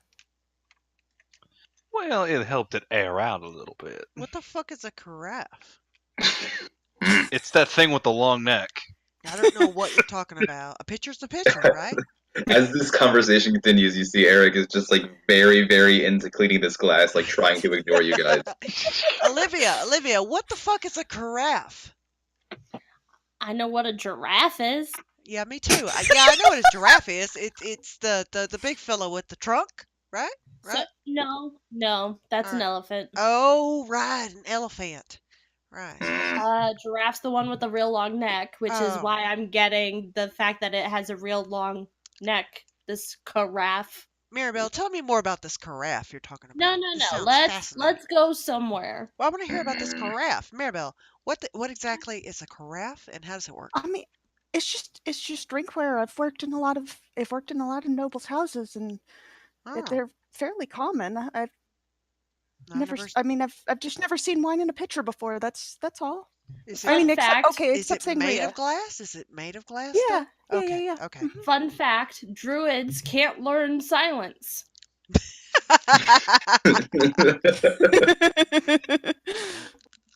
Okay, so do you guys Just finish thought you that? should all know that. Finish the otherworldly pitcher of wine, and then make your way toward the mansion. Is that the gist of what I'm getting here? Seems like it, yeah. Yeah. All right. As you guys begin making your way down this south road here in town, You do pass Bill Durath's Mercantile here. And then when you get to this house, you hear the wailing is as loud as it's been thus far, and you get the impression that it is indeed coming from this building here on your left as you're making your way through the town. Now, I was talking to Ismark, and he said that's just Mad Mary. She ran into Strahd, and he did this to her. What's she She's not- what is she so angry about though? No. She's crazy. Oh, right. So I don't know if it needs to be bothered with. Because usually sometimes someone who's, a little on the rocker side, you don't really want to rock it too much. Or those are the ones that have the most sense about them.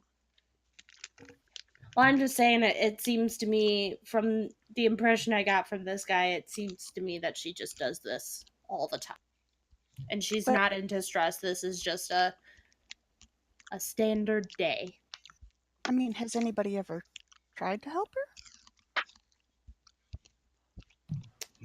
Well, I mean, if you guys want to stop and talk to her, that's fine. I'm just letting you know what I learned. Well, I guess maybe I can ask when we go to that house that you were saying.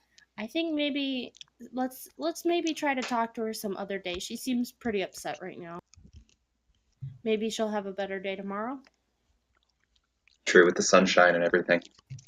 Yeah, it's sunshine. It's anyway. A little bit of vitamin D.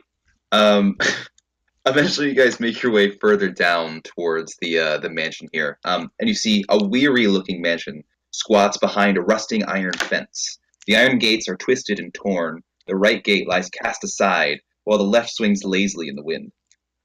The stuttering squeal and clang of the gate repeats with mindless precision. Weeds choke the grounds and press with menace upon the house itself. Yet, against the walls, the growth has been tramped down to create a path all about the domain. Heavy claw marks have stripped the once beautiful finish off the walls. Great black marks tell of fires that have assailed the mansion. Not a pane nor a shard of glass stands in any window. All the windows are barred with planks, each one marked with stains of evil omen. That doesn't look very inviting. No, the place looks like a dump. I think it's supposed to look uninviting.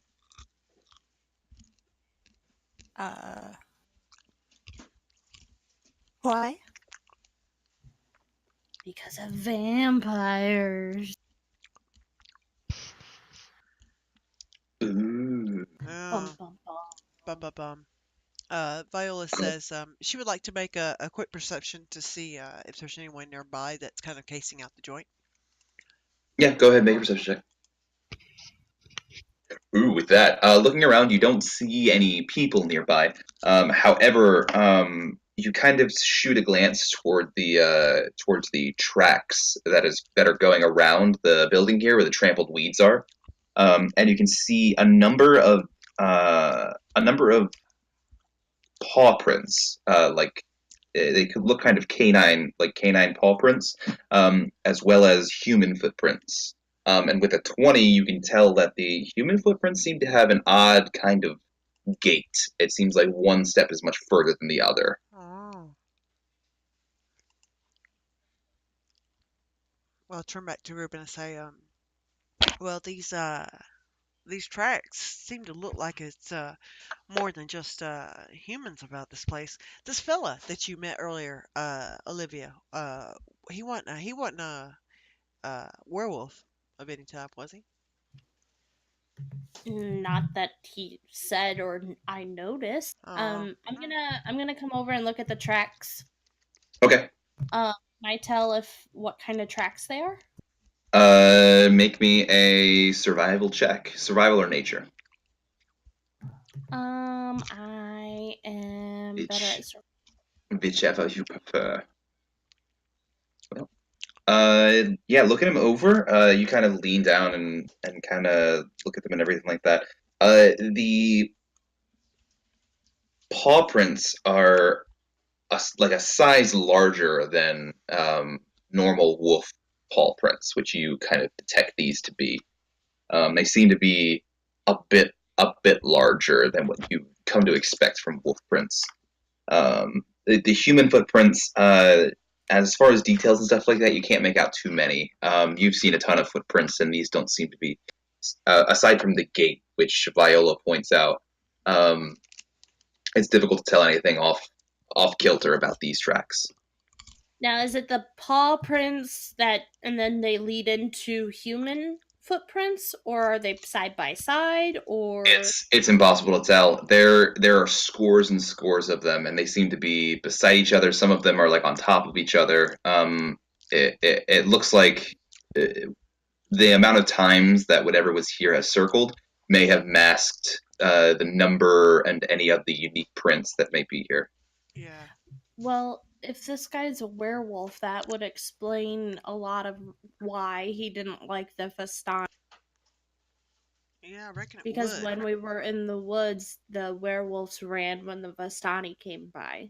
Right. He's the one that saved us from that attack. So going up in here with all these werewolves in here might be a bad idea. Do we know there's werewolves in there? Well, I'm just assuming from the tracks. They're very large. They're larger than standard wolves, which could mean dire wolves or werewolves. Do hard any to of them go up towards the door?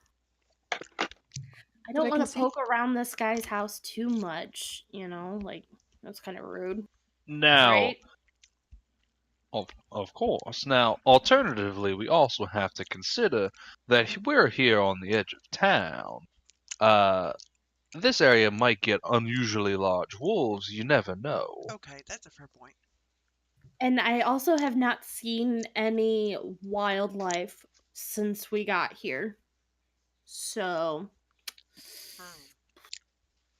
Maybe we should get a Well, better how look on the inside before we all go in. how old? I'm just wondering, Olivia, do you know how old these tracks are? can I tell with my survival check at all? Go ahead and make one more, since you're making more of a pointed thing to try and tell the time. Okay.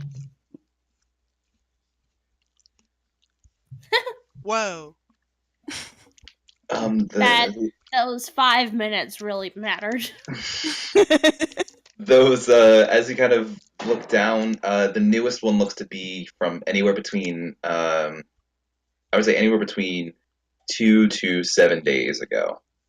Maybe a couple days. I think we should just announce ourselves. Well, I think I should go up and look. I want to go up and look inside, and you kind of hang back a bit, and I want to look inside really stealthy-like. All right? How all the windows are covered over? Oh.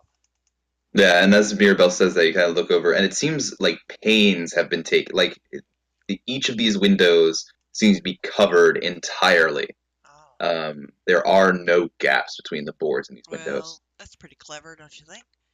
Kind of suspicious.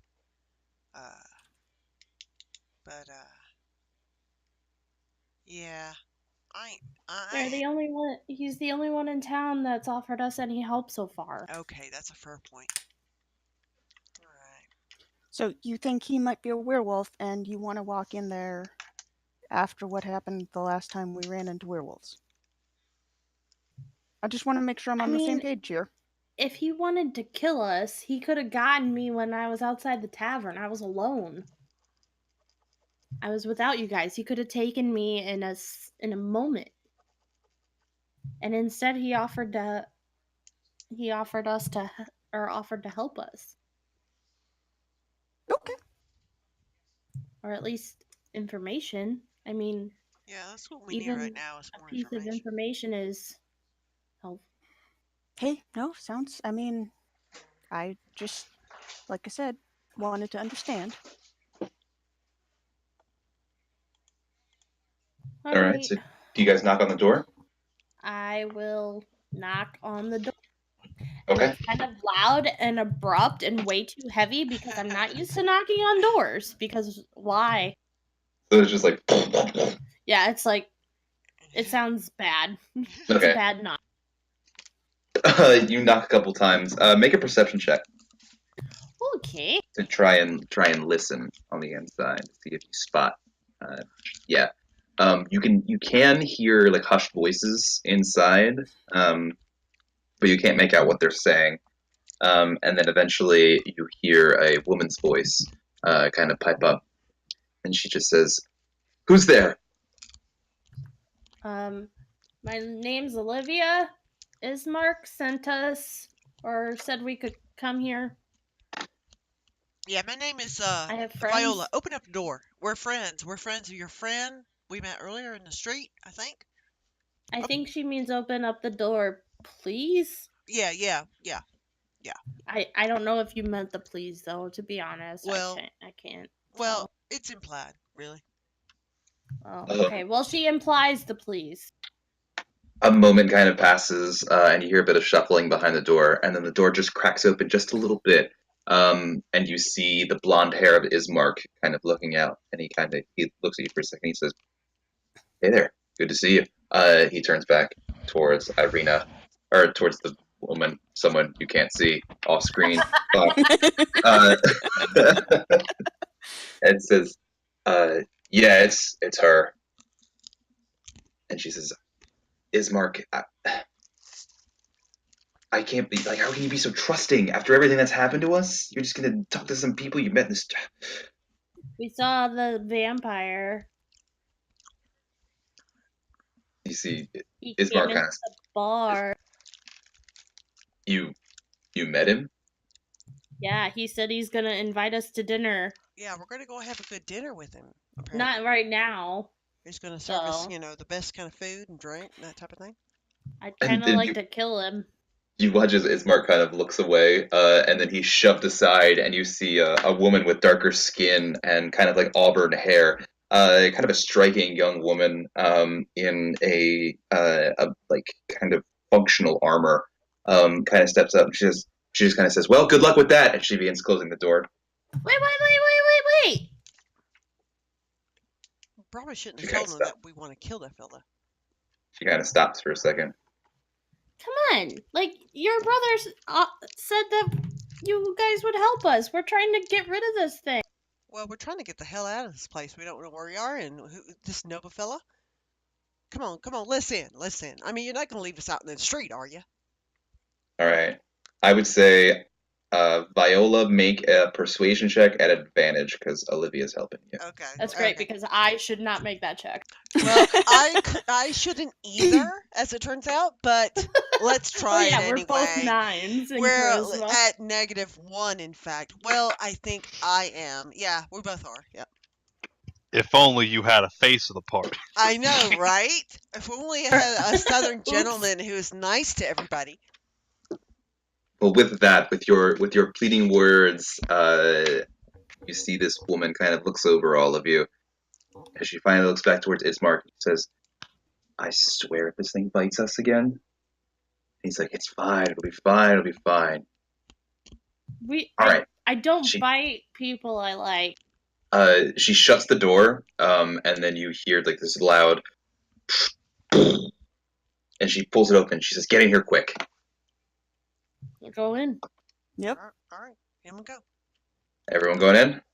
And so we enter. Okay. Yep. The door is slammed shut behind you, and you have a moment to kind of look about your surroundings. The interior of the mansion is well furnished, yet the fixtures show signs of great wear. Noticeable oddities are the boarded up windows and the presence of holy symbols in every room. You guys are kind of like in a main foyer, and you see a drawing room on your left, and you kind of look over, and you see the burgomaster, who's kind of like a mayor. The Burgermaster. The burgomaster. Damn. But no, he's the burgomaster. He's in a side drawing room, but he's on the floor, lying in a simple wooden coffin surrounded by wilting flowers and accompanied by the faint odor of decay. What? And then as Ismark kind of lifts up this large kind of block of wood that he uses to block the door from opening entirely, he turns and he says, "Welcome to the mansion. And Irina Um, kind of the woman kind of crosses the floor towards the other drawing room and kind of looks down at the man in the coffin there. So dead guy. She looks up. This is our father. Oh, I'm so sorry. sorry for your loss. Thank you. Ismar kind of steps over. He passed away about 3 days ago. I don't know if you noticed, but there's been a lot of activity outside. Yeah. Big wolves. Yeah, the place is busy. We've pretty much been attacked by wolves and undead for weeks now. They're not just wolves, though, are they? No, they're big. Why? And Irina, you see, at this point, Irina's kind of facing away. Well, he looks towards the woman who looks back towards him. She turns towards you. She says, "My name's Irina, and I know you probably know that because the DM said it like 4 or 5 times. But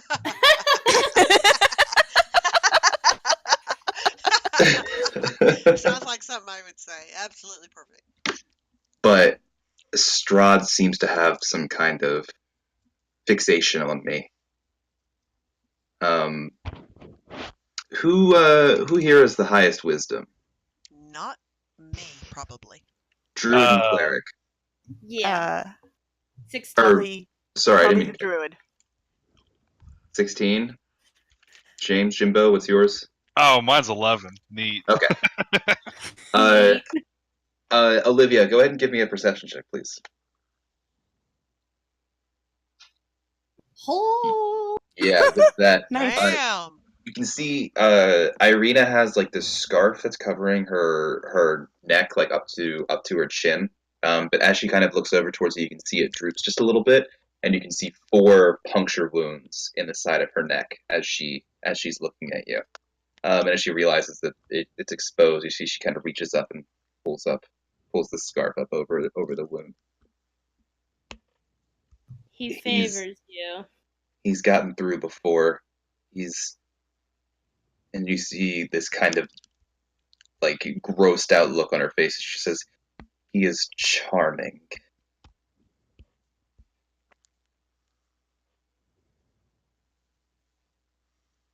Strahd can't enter a place unless whoever lives there lets him in.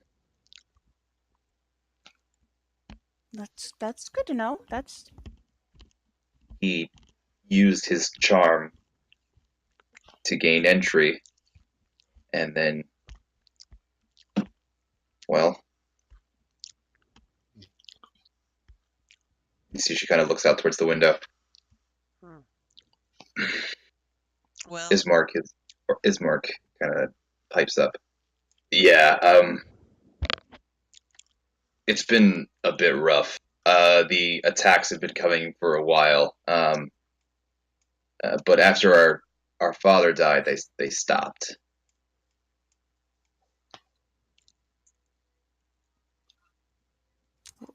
That's. Why do you think that might be?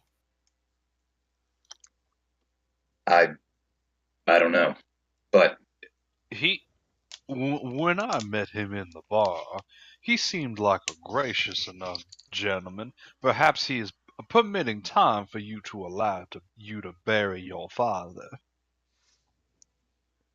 Before he resumes attacking their house? We all have our faults.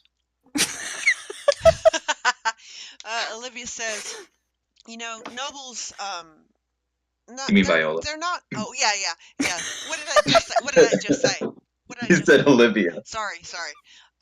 Viola says, sure, nobles might not always know the best way to do things, to have their folks understand that they mean well, And maybe he's going about it the wrong way. I understand he's a vampire. Irina kind of pipes up. I'm pretty sure it's a trap. He knows we want to bury our father, and the only place to do that, where he'll be able to join the Morning Lord, is at the church here in town. But nobody in town is brave enough to escort us out there to make sure we don't get attacked by wolves and. Well, can't you just bury him anywhere and he'll meet the Morning Lord? I mean, can't you just bury him like right outside this door here? That's not how it works. He has to be. There's a ceremony with the priest. They need to have consecrated ground. Yeah. Right. I ain't never been into the worship thing. I did a bit when I was younger, but kind of fallen out of practice now. Wait, wasn't there a graveyard north of here? You guys did see the church that kind of stands over the town to the north, and then there was also the graveyard near the gallows. But I don't think she's trying to bury her father there. No, I know. I was asking in character. Oh, sorry. I'll shut up. I'll put on my Irina voice now. James, were you saying something?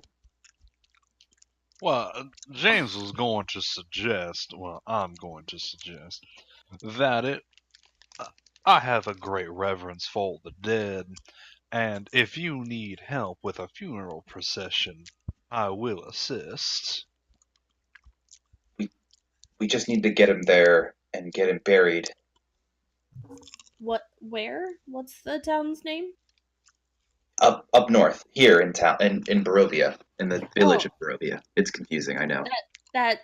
Okay, so you need to make a track across town. Right. Okay. She kind of looks, I haven't left the house in 2 months now.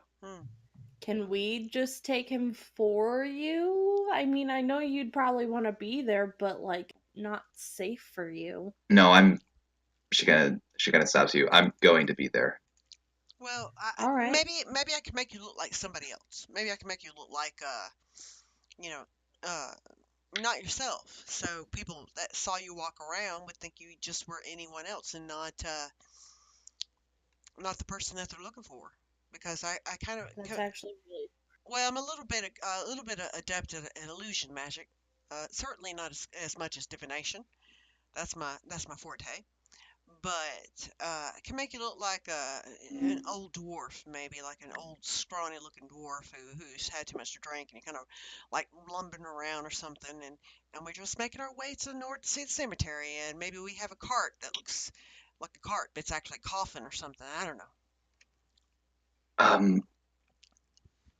I mean, yeah, every little bit will probably help. And Ismark kind of looks, he's like, I'm kind of more concerned with more brute force stuff. I don't really do magic or anything like that. But if you guys think that'll help, then, I mean, by all means, we just want to get our dad buried. I mean, he's been dead for 3 days, and it's just across town. I'm sure if we set off in the morning, we could probably get you there. So long as I carry your father's casket, I can promise you nothing will touch him or either of you. That's a gentleman's promise. Do you folks have a cart or any way of transporting the casket easier? Well, we did, but Strahd wanted to make sure we didn't have a way of getting out of here. So no cart. Well, so long as, Viola, if you are able to carry one corner of the casket, it seems like we have 4 able-bodied individuals with which to carry it. I can also become something. Yeah, you can do the horse thing that you did earlier. Maybe the horse thing. I think we could get it across town for you. Or is there a way of purchasing a cart in town? I mean, the only merchant we know is Bildrath, and I mean, good luck getting a fair price on anything from him. If you can, do you have any spare wood? But beyond obviously what's covering your windows. We could probably take down a couple of the barriers in the upstairs windows.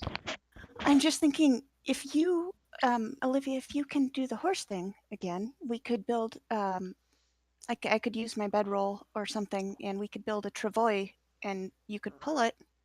A what hoy?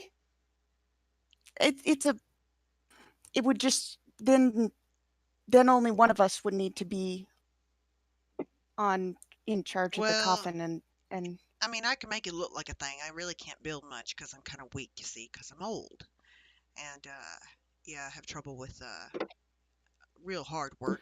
I'd rather stay away from it. Yeah, no, I mean, it's a pretty simple thing. I think that I could maybe put it together myself. I would be able to assist. You see, back in the summer of '38, we had our barn burned down after a terrible thunderstorm, and well, I hate to brag, but I am one hell of a barn raiser. Perfect. All right, whatever you guys feel like you need to do. Are you okay with all of this? I mean, we're kind of just coming in and making plans for you, but we could do this in the morning if you want. Look, I'm really just concerned with getting my dad buried and maybe even getting out of here. Maybe heading out towards Vallaki. But for now, if you guys are willing to help, then I'm not one to turn you away. I'm sorry if I seemed a little distrustful earlier. Oh, I can understand that. It hasn't been easy. Listen, all right, well, we just want to help. I appreciate that. You guys are free to stay here. There's a couple guest bedrooms upstairs. You'll find them a little sparse. That's okay. And the food here, I'm not much of a cook, so Ismark does most of the cooking, but I think he's worse at it than I am. And you said that there is a priest there, or? There is, Donovich. I haven't seen him in a while, obviously, but he should still be there. Ismark kind of pipes in. Yeah, he's still there. I saw him the other day. His son was with him. They were working on something, but I tried not to stay up there for too long. That place gives me the creeps. Sure, I just I could perform funeral rites if it was necessary, but if there's a priest there, then Our father worshipped the morning lord, so I'm sure he would prefer having Of course. I appreciate it, and I'm sure if the circumstances change, I'm sure he'd be happy to have another holy person perform a rite. Thank you for offering. Certainly, anything we can do to help. All right. So, those of you who will be building the cart, or the travois. Travois. As a heads up, James has literally no skill that will help with this. And Viola literally kind of makes her way past it, and she kind of looks like, damn, I really wish I could help you all. But it's clear that she has enough strength to do so, but she will not do so because she doesn't do that kind of shit anymore. So Mirabelle, it sounds like you're doing this on your own, but it seems simple enough. Well, I've got tools, and it's pretty a straightforward. Just a couple of. I also want to try. James is gonna help. He's just not skillful in any capacity doing so. I want to try to also make it very clear that, like, if anything bad happens, I want to be able to drop this thing off of me, so that I'm not dragging it around and such. Yeah, of course. I'll do my best to make that easy. But if you just transform. then wouldn't it fall off of you anyway? Yeah. Sometimes I can do more damage as an animal than I can as me. Oh, yeah. Are you gonna... Okay. I'll try and fashion some kind of release to make it easy, and then maybe I could, if you're a big enough animal, I could ride on your back, and then I could release it. Oh yeah, I mean, I'll be the horse like I was before. I could actually probably travel with all of you on my back and be fine. Yeah, so if I make it so that it's tied, I should be able to release it, and then you'd be free to move. Okay. Okay. Mirabelle, go ahead and give me I'm gonna say Tinker Tools check. Unless you have like carpentry tools or something like that. Now, I have Tinker's tools, but I don't know how to enter the attribute on that. Like, what attribute should it be? It should, if you click on it, it should open up a window that allows you to choose. Okay, but what should I be using? Should I be using wisdom? I'd say probably intelligence. Intelligence? That's unfortunate. You will be making the roll at advantage because you have everybody. And I do everybody have proficiency. You do have proficiency, so you have everybody but Viola helping you. Okay. Yes. With a natural 20, yeah. Best Travois ever. So you do manage to make a Travois. You kind of put it together and everything like that, and you are able to create a quick release strap on it. That one of you, if Olivia is a horse, she won't be able to do it, obviously, because she has no digits to speak of. Of course. But if somebody were to just pull a simple strap on her back, I would say with a natural 20, it's a bonus action to do so. Okay. Nice. To drop it. Well, I'll be damned.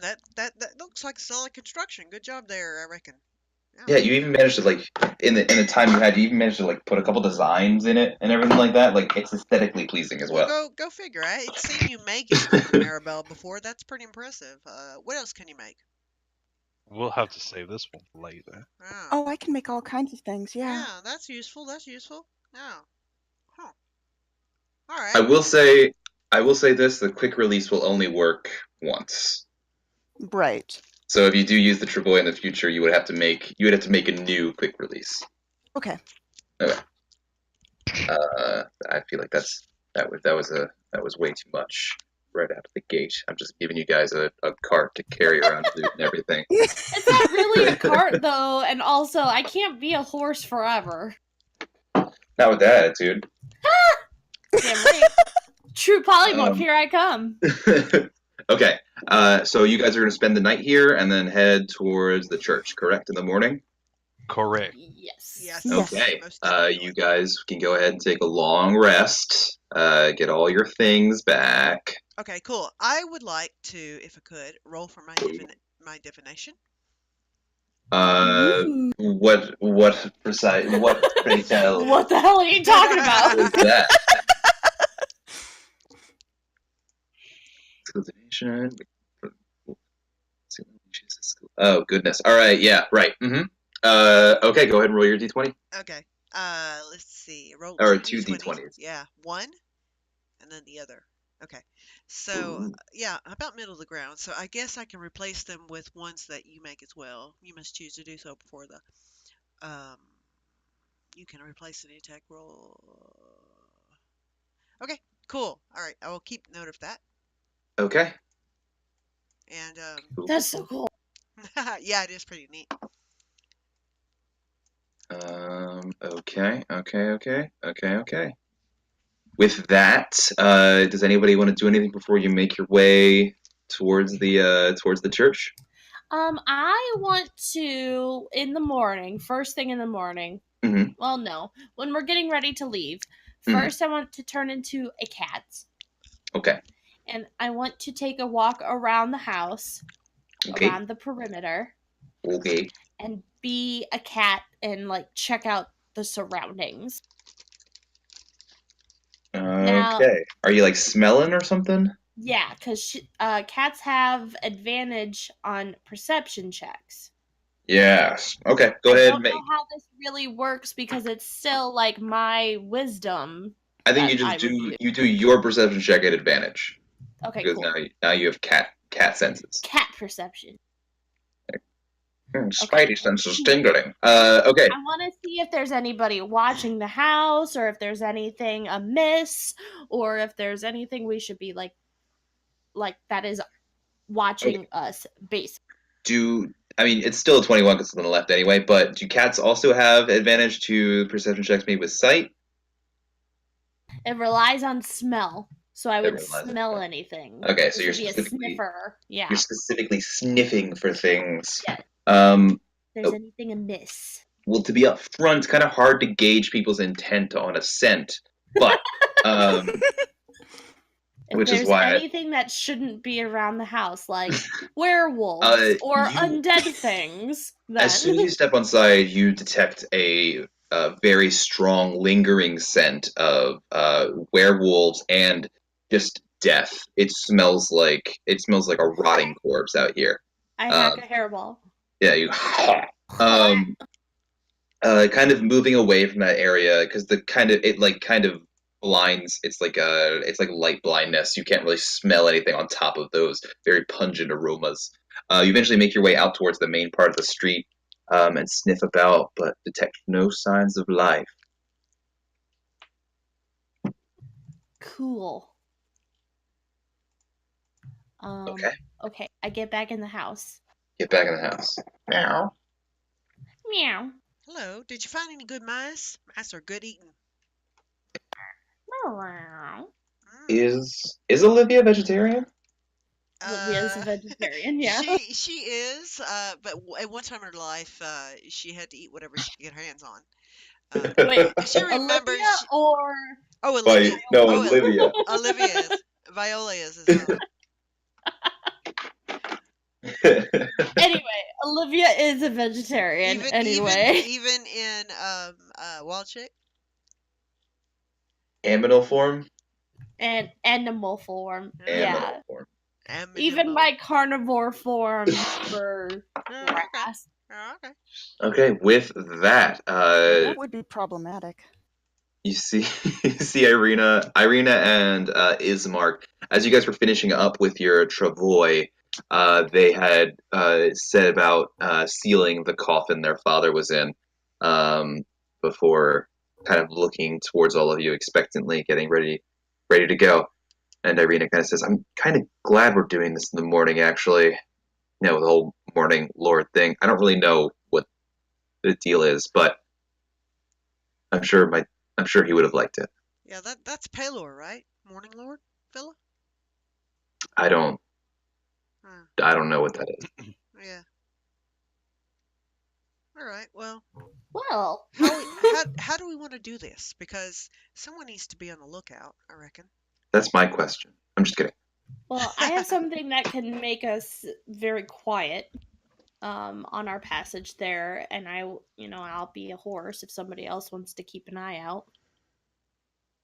I could make us quiet as well. Ooh. I'm not very good at watch. Well, I can try. I can. I mean, if I'm on your back as a horse, Yeah, that would work. Well, then I'd be up higher. I can make one of you invisible. That might work. Huh. Maybe we should make Irina invisible? That is a good idea. What do you say, Irina? I mean, I've got the spell here. I've prepared it for the day. Or I could disguise her.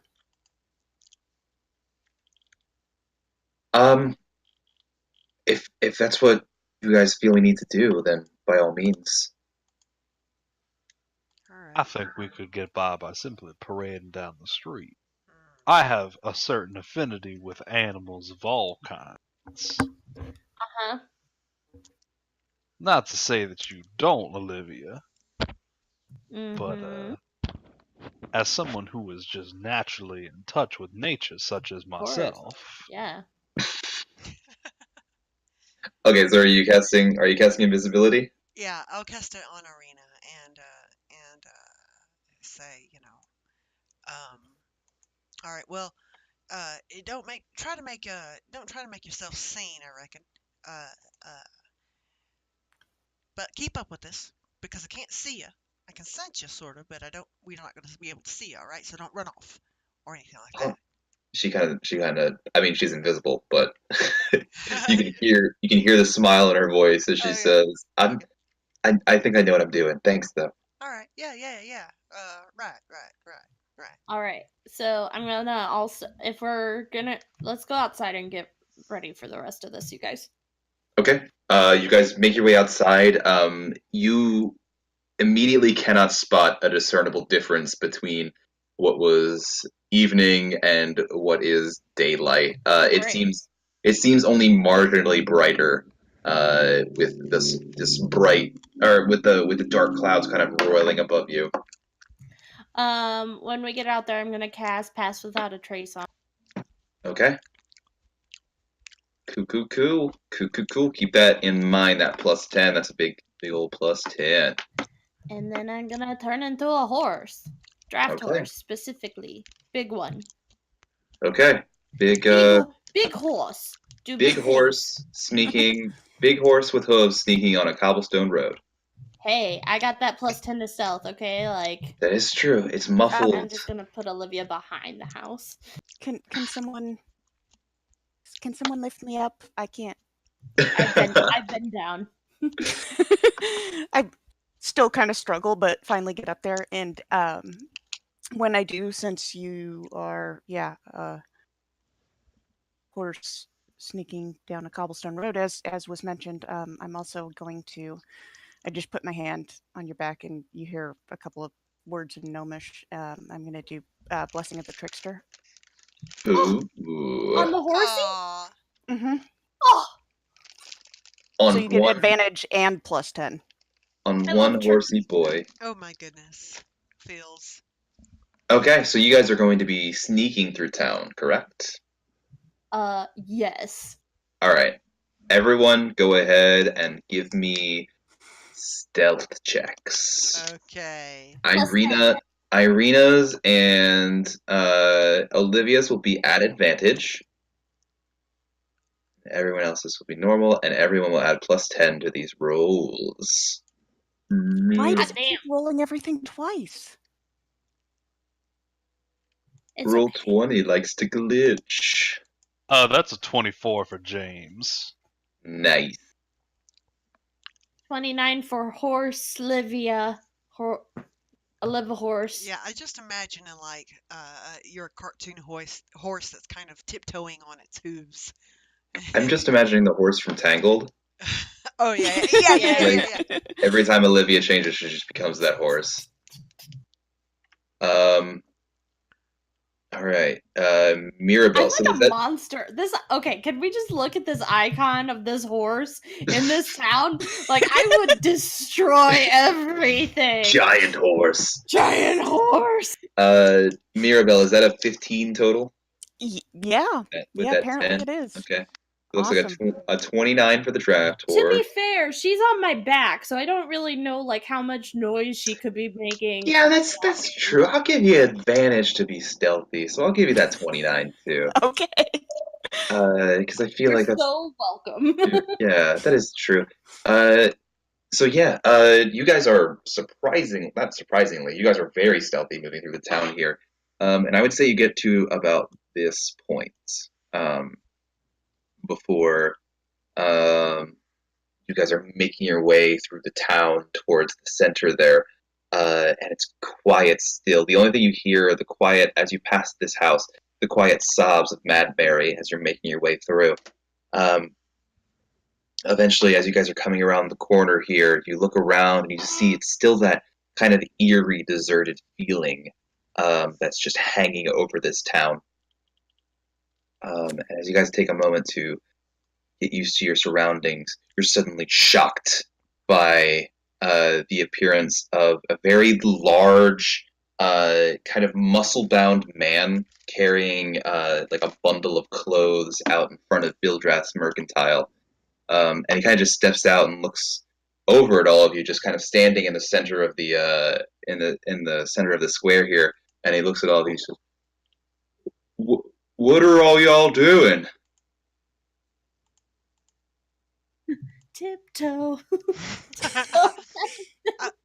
Well, Matt, uh, we're just making our way through town. We're new in town, and my name's Viola. What's your name? Uh, uh I'm Periwinkle. Periwinkle. It's lovely to meet you, Mr. Periwinkle. What My are what are y'all doing? We're headed up to the I reckon we're headed up to the cemetery. You see, I got some family that's buried up there, and I want to visit them. And these are some of my friends, and we're just gonna go visit them real quick. Oh, Yeah, yeah. We're having I'll a bit of memorial for them. Yeah. I'll leave you to it then. All right. I'm sorry for bothering you. Hey, that's okay, Mr. Perry. That's fine. That's fine. What do you do around these parts? You see, we're new in town. Well, I am new in town. Um, uh, so, The horse keeps going. all right. Well, I'm gonna catch up with my Mirabelle's gonna lean friends. over and be like, "We should probably." Yes, I know, but I met someone new. I know that. But I work for my uncle inside of the shop here. Oh, okay, okay. I move things for him because I'm big, and he's not as big. Okay, good job on being a big person. It's important to have a big person around. Good job on that. And have a Good good luck day. with your funeral. Thank you, I reckon. And have a good day. Bye, bye, bye, bye, bye. And he kind of turns and just starts walking away with his bundle of clothes. Okay. Can I roll an insight check to see if that was all an act on his part?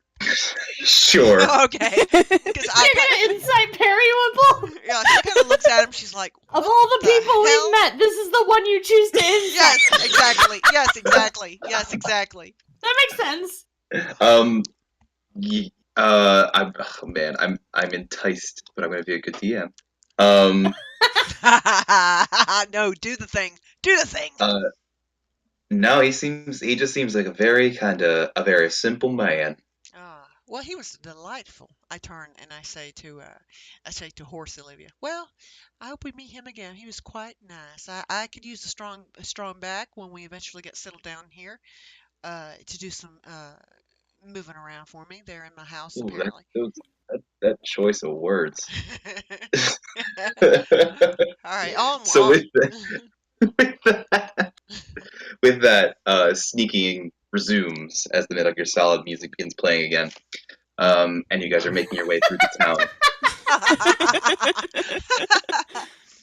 town. And you eventually come up to the entrance of the church, and atop a slight rise against the roots of the pillar stone that supports Castle Ravenloft stands a gray, sagging edifice of stone and wood. This church has obviously weathered the assaults of evil for centuries on end and is worn and weary. A bell tower rises toward the back, and flickering light shines through holes in the shingled roof. The rafters strain feebly against their load. And you guys can see a pair of heavy wooden doors on the front of the church there, that are covered with claw marks and scarred by fire. You don't see any immediate activity. well, this looks like the right place.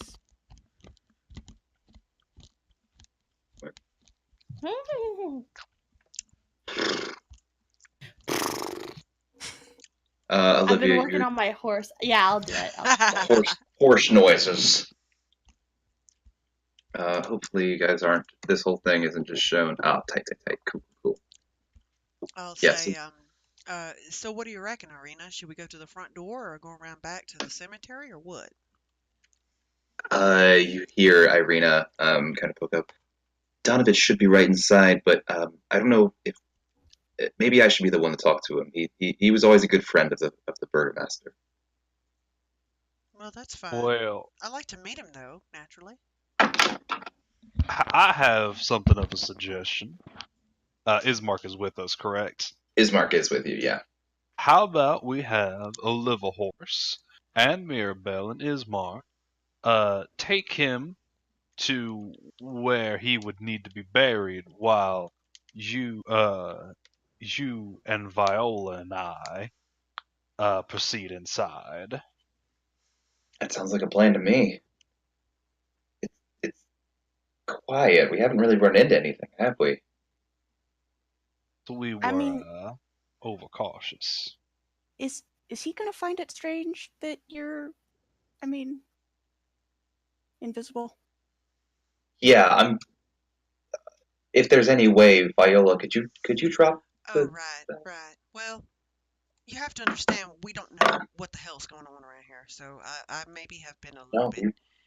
Well, all right. you probably know just as much as we do. We thought we'd be attacked the second. Well, at least I thought we'd be Well, attacked the second we left. No offense made, but he ain't in the ground yet. And I will dispel. I will lose concentration on the invisibility. Okay. So with the party splitting, just to be clear again, it's gonna be Olivahorse, Olivahorse, Ismark, and Irina. No. No. Mirabelle, Olivahorse, and Ismark. Thank you. Yeah. And then the three. Irina, Viola, and James are going to go inside. Okay. Then as Olivahorse, Mirabelle, and Ismark begin making their way around the back towards the graveyard, you guys can just move off to the side for now and just wait there, while I drop Irina up in this business. And is here as well. Doop. All right. So you guys, the three of you who are heading inside, make your way towards the front door there. Yeah. Okay, you guys step up. The doors again look very worn. They look beaten down. It looks like there's burn marks on the front of the door. And you hear nothing coming from the inside. Suppose we should knock. Yeah, I reckon we ought to, James. My hand's kind of weak today. Why don't you go ahead? Oh, I'll be sure to do that. James says it's just he knocks on the door. He's gonna give it a what is the name of it? Whatever. It's the da da da da, and then it Fanfare. It's like this. Yeah, I know, but there's a name for it. Is there I a name forgot for what it? There is. Oh, there is. Maybe it's the entertainer or fanfare or something to that effect. Shaving a haircut. That's it. Thank you, Mirabelle. Oh, right. The Entertainer's the ice cream truck song. Oh, right. Oh, God. That's the one. Okay. So you guys, you knock on the door, and a moment passes, and then another moment, and then a third moment, and there is no reply. You hear nothing coming from inside. All right. Well, most churches. Irina kind of leans forward. This is like a public place. Churches are typically public, right? Should we just go in? Yeah. Well, that's a good point. Yeah. And I'll go ahead and try the door and see if it will open. Okay. The doors indeed do open. Do you open them all the way? Yeah, I swing them open. Okay. The doors open to reveal a 10-foot wide, 20-foot long hall leading to a brightly lit chapel. One moment, I shall reveal it to you. Oh, it's fucked up. Let me see. The hall is unlit and reeks of mildew. 4 doors, 2 on each side of the hall, lead to adjacent chambers. You can see that the chapel is strewn with debris, and you hear a soft voice from within reciting a prayer. Suddenly, the prayer is blotted out by an inhuman scream that rises up from beneath the wooden floor. Oh boy. Does Well, everyone hear that? It's more muffled for you guys, but you guys hear it. You guys hear it as though it's just on the other side of the floorboards. Okay. I kind of wave through the doorway and I'm like, "Hello there, dear. We're here for a burial of some kind. I don't know who we need to talk to about this." Assume the priest. You're not gonna talk about the screaming? Okay, cool.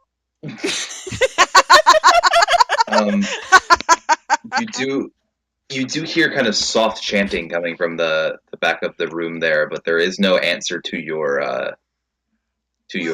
That's a to your lovely summon. song you got going there. It's a pretty song, but we have a burial we need to see. I don't know what's going on, but we're here to lay someone to rest. Can we speak to someone like a pastor or no? Really? Ja- James is moving inside. Oh, okay. Okay. I guess we'll go on in. You said it was kind of muffled, right? The scream? Us? Yeah. But we could still hear. There was like a scream. Like, Yeah. "Woo!" No. Just like it was far away.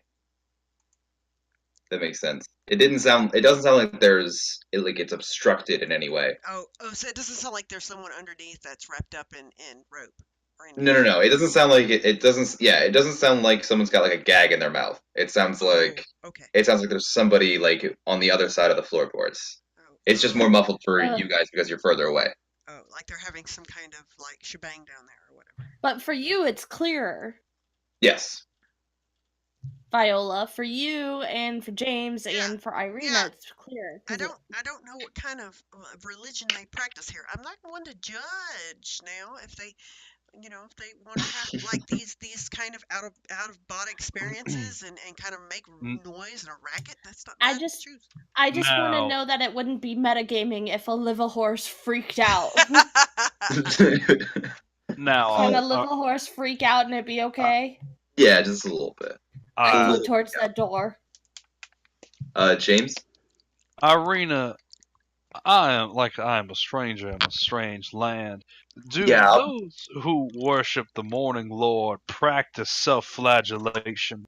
Not that I know of. I've talked to Donovich a while ago. Yeah, I can talk to him. Can you guys just? She kind of looks at both of you. Can you guys just stay kind of close? Sure. Oh, no problem. Yeah. I start like jumping around and like With the coffin on your back, Ismark's like, take it easy, take it easy. I come to the door and I say, "I live a horse. It's fine. All right. You just be patient. Be patient for a moment. Stay right here. Maribel, both of you keep an eye out. I reckon. We're gonna get this scene about." I'm just staring horse-eyed daggers into Viola right now. And Viola's And I kind of go- making the placating kind of motion with her hands, like, "It's okay, dear. You're fine." All right. So as you guys make your way into the main chapel area, the chapel is in shambles, with overturned and broken pews littering the dusty floor. Dozens of candles mounted in candlesticks and candelabras light every dusty corner in a fervent attempt to rid the chapel of shadows. At the end of the church sits a cloth-scarred altar, behind which kneels a priest in soiled vestments. Next to him hangs a long, thick rope that stretches up into the bell tower.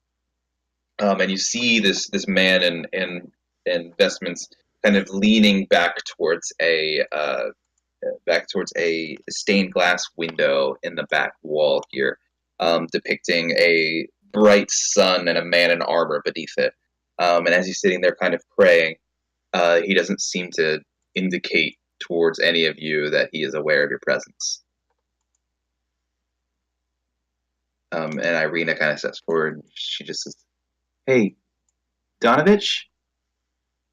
And you see the priest kind of jolt up, and he stands and he turns to all of you, and he says, "This is a dark place. You shouldn't be here."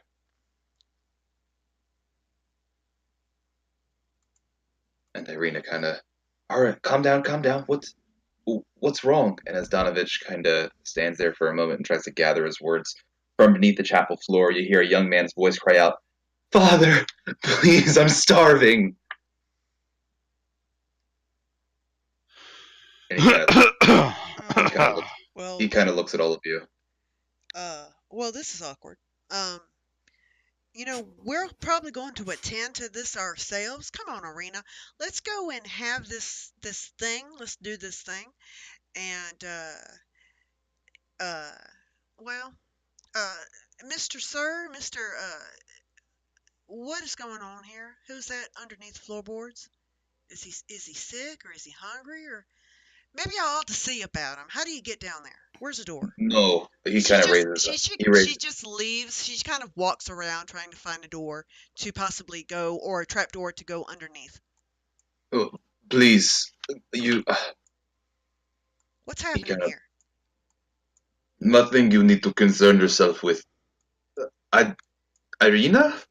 And Irina kind of looks at. Yeah, Donovich. Um, Kolyan passed away, and Donovich says, "That is very unfortunate." Um, kind of looks down at the altar.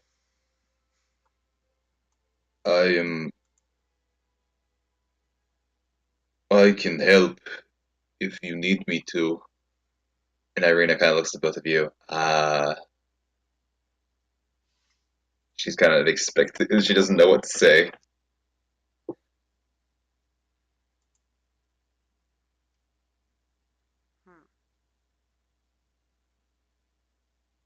And you said you were searching for a trapdoor in there? Yeah, I'm trying to find a way. Go ahead and give me an investigation check. Okay.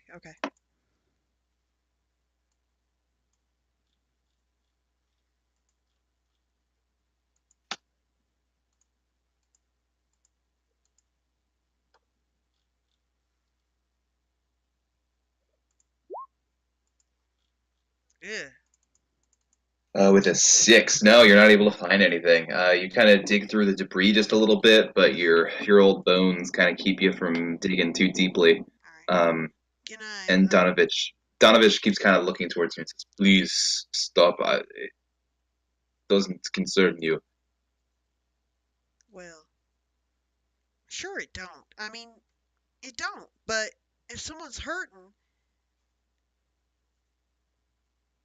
well, Can you help somebody hurting? well, A live horse sticks their head in. we have some friends outside there.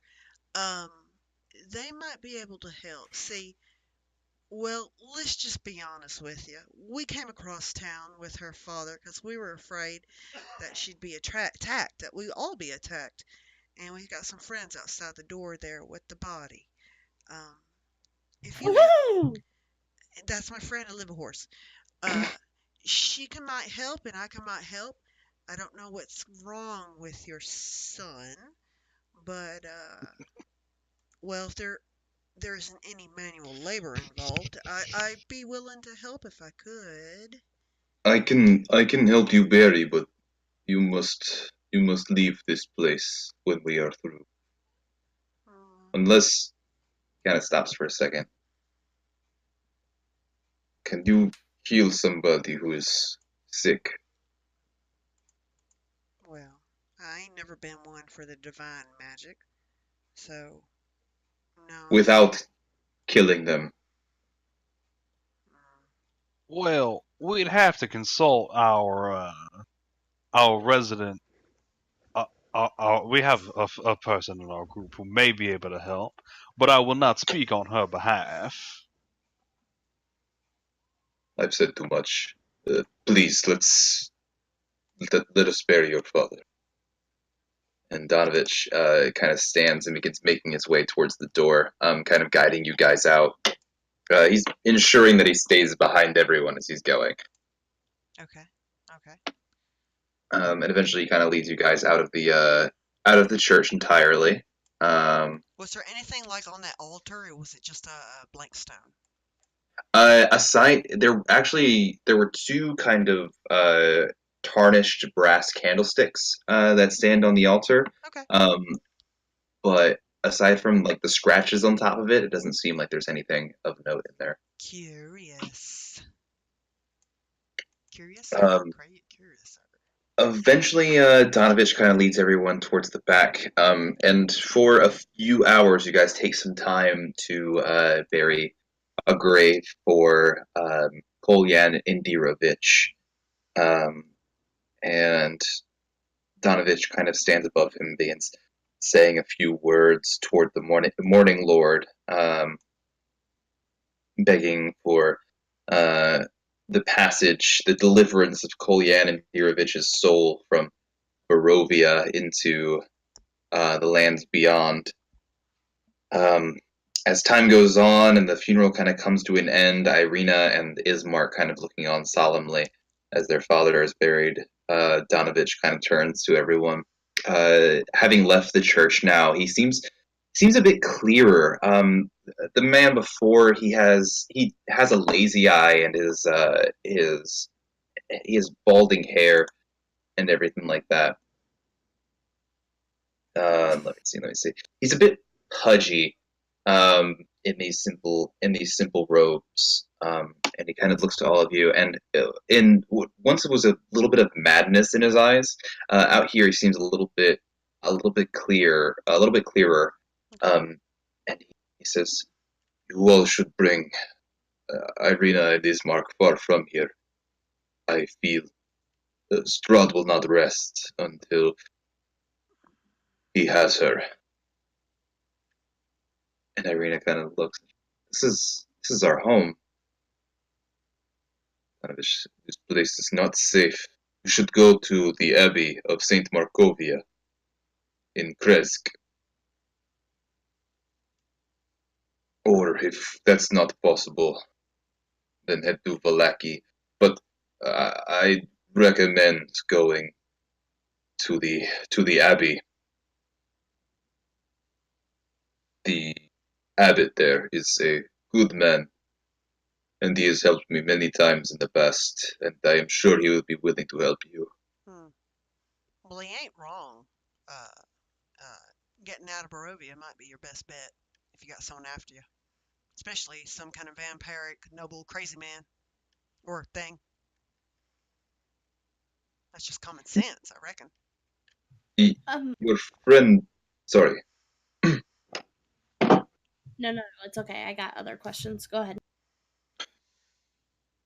Your friend mentioned that one of you is capable of healing a sickness, or may be capable of healing a sickness.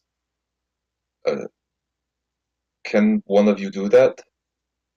I mean, I guess it can Depends. heal a little bit. Can you do it without hurting them? If they were... What's wrong with them? My son, Doru. He is a thrall of the Devil Strahd. He went with a powerful mage some time ago to kill the vampire, but the mage was killed, and many of the townspeople who went with the mage were killed. My son returned, but he was changed. Changed how? Be specific. He is no longer my son. He is a spawn of Strahd, under his control. Well, you say that, but does he remember who he was or who he is, or? I do not know. All I know is he hungers. I haven't had a conversation with my son in months. And I feel Strahd returned into me just to see me suffer. Well, I don't know about Mirabelle, but fixing something like that would take a very powerful bit of magic. That's far beyond my capabilities. Mine as well. Yeah, I can't do nothing like that. Then all I ask is you put it out of your minds. Well, okay. Well, listen, now, sure, it's not our problem, but if you're in danger and they're in a temple with your son underneath, maybe you ought to lock him up somewhere, keep him. My son is secure. You sure? Because, I am. Okay, just want to make sure. I'm sorry we couldn't help, I reckon. Nobody will be able to help. Yeah. This Strahd's a bastard, huh? He's a monster. Oh, I'll be damned. He was awfully nice earlier. Sometimes the worst monsters are. Well, yeah, this is true. I like to see the best in people sometimes, but maybe he is an exception to that rule. With that, he begins making his way back towards the church. Father, I have some questions. Yes. Yesterday, we approached someone who gave us some information about some things in the area that could help us eliminate the problem. We're not entirely sure where any of these things might be, but I was wondering if maybe you would know. I don't know what you speak of. Well, for instance, they told us of a dead village that was drowned by a river. Oh. Does that sound familiar to you? You're talking about Perez. Yes, as I to a blank page. Perez? Perez. Perez.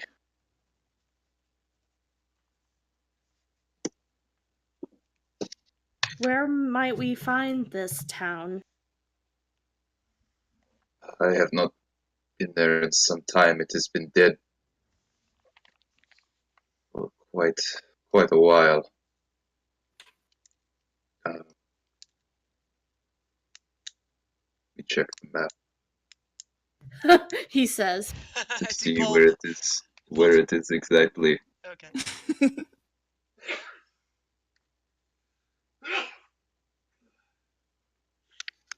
Yeah, if you could just give us the GPS coordinates, that'd be great.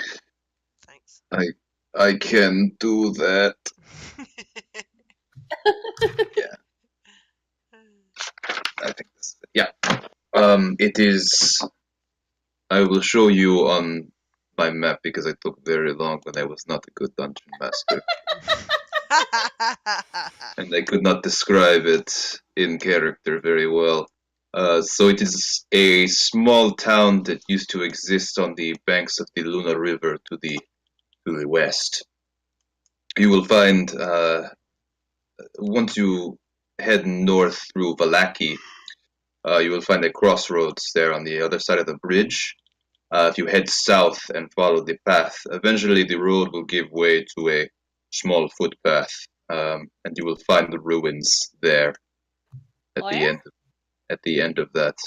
I don't have a very good color. There. It's a journey. You could go over Mount Cahacus, but can you put a little marker on that for us, Chris, please? Can I put a marker on that? Yeah, I guess. I'm sorry. No, it's fine. That makes sense. I mean, I'd do it, but I don't want to mark up your map. It doesn't have... Oh, little red square. Oh, and it's gone. Ignore it. Pay no attention to the man behind the curtain.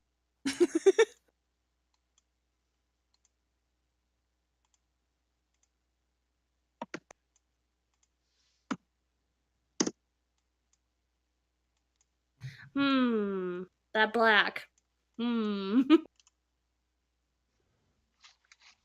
I can't make it bigger. That was me.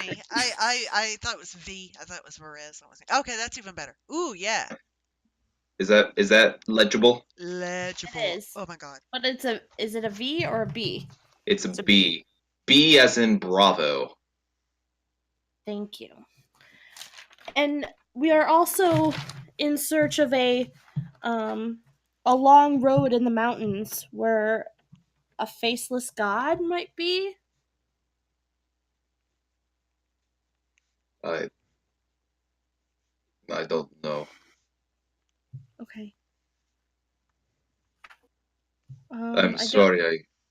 I don't know if you would know any of the other things that we were told, but that helps tremendously, knowing where that is. Thank you.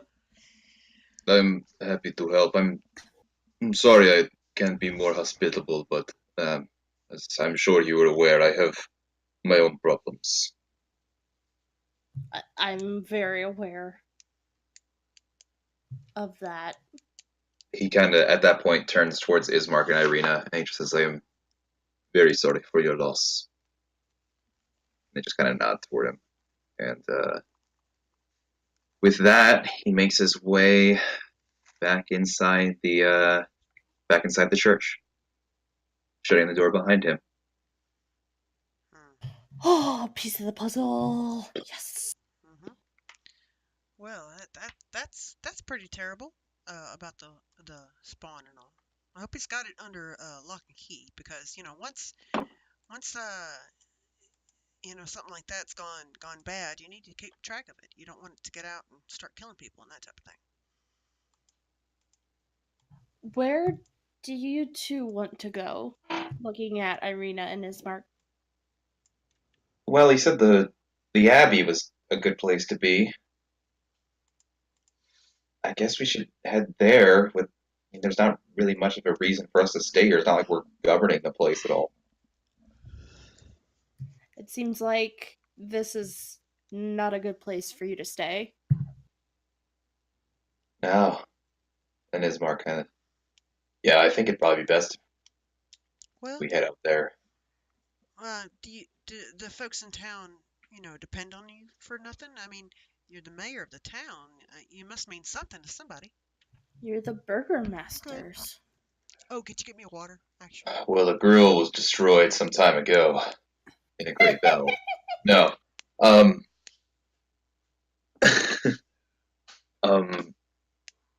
I haven't... My father hadn't even governed for months leading up to this point. This town it's on the brink. I don't know. I don't think we'll be missed. And Irina kind of nods sadly in approval. Or in agreement. Well... Is this the part where we offer to take you? Well, I mean, it seems like you guys are headed out that way anyway. You could probably use the company. Yeah, where is the Abbey in relation to everything else? Oh, it's in town? It's in the town? No, it's not in the town. It's okay. We'll go back to the map. Back to the map. Okay, so while Donovich was giving you that very detailed description of all those things, he kind of pointed out the locations of the two other major towns, including Vallaki, which is up here to the north by Lake Zarovich. And then further west, you will find the town of Krezk, which is where the Abbey is.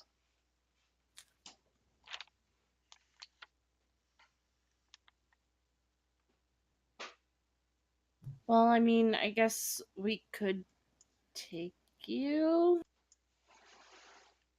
Well, we only been here a day, so if you know the way, a safe enough way to get to this Krezk, then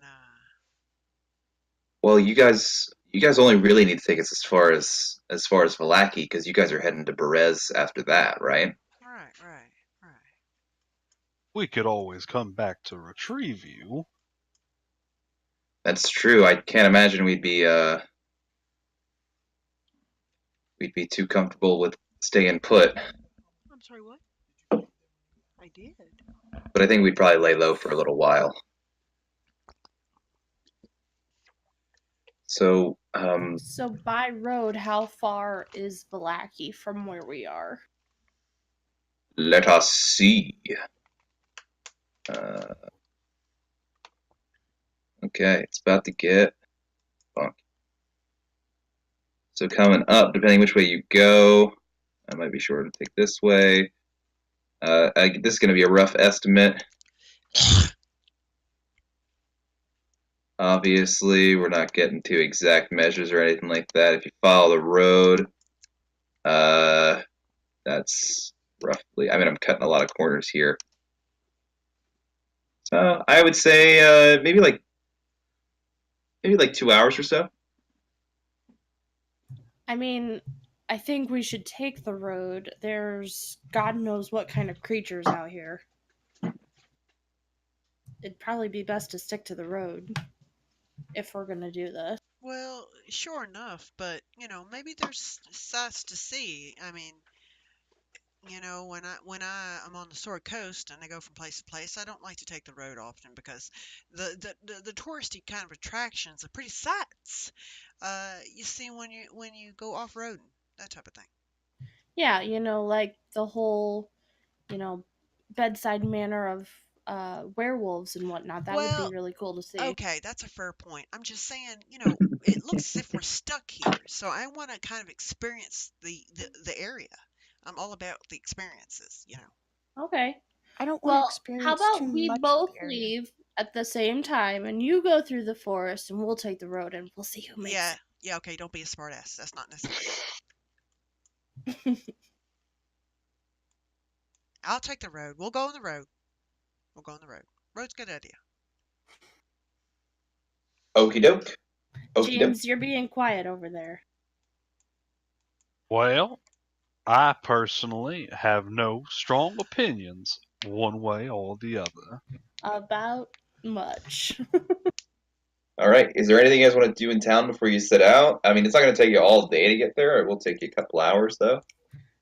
Dude, did we at all take a short rest during all of that crazy funeral stuff? Well, I guess we took a long rest just before. I'll give you a short rest after the funeral. If you guys just wanna, wants her wild shapes back, guys. if you guys want to take an hour before setting out, that'll put you at about I'd say 10 o'clock or so. So yeah, Irina and Nismark are kind of ready to go if you guys are. James is carrying everything he owns on his back currently. Well, All right. there. Mirabelle and Viola, you guys ready to? Yeah. Oh yeah. Yeah. Well, yeah, I reckon I'm ready. I'm not real keen on hanging around in that town. Me either. Well, I mean, I met some nice folk there.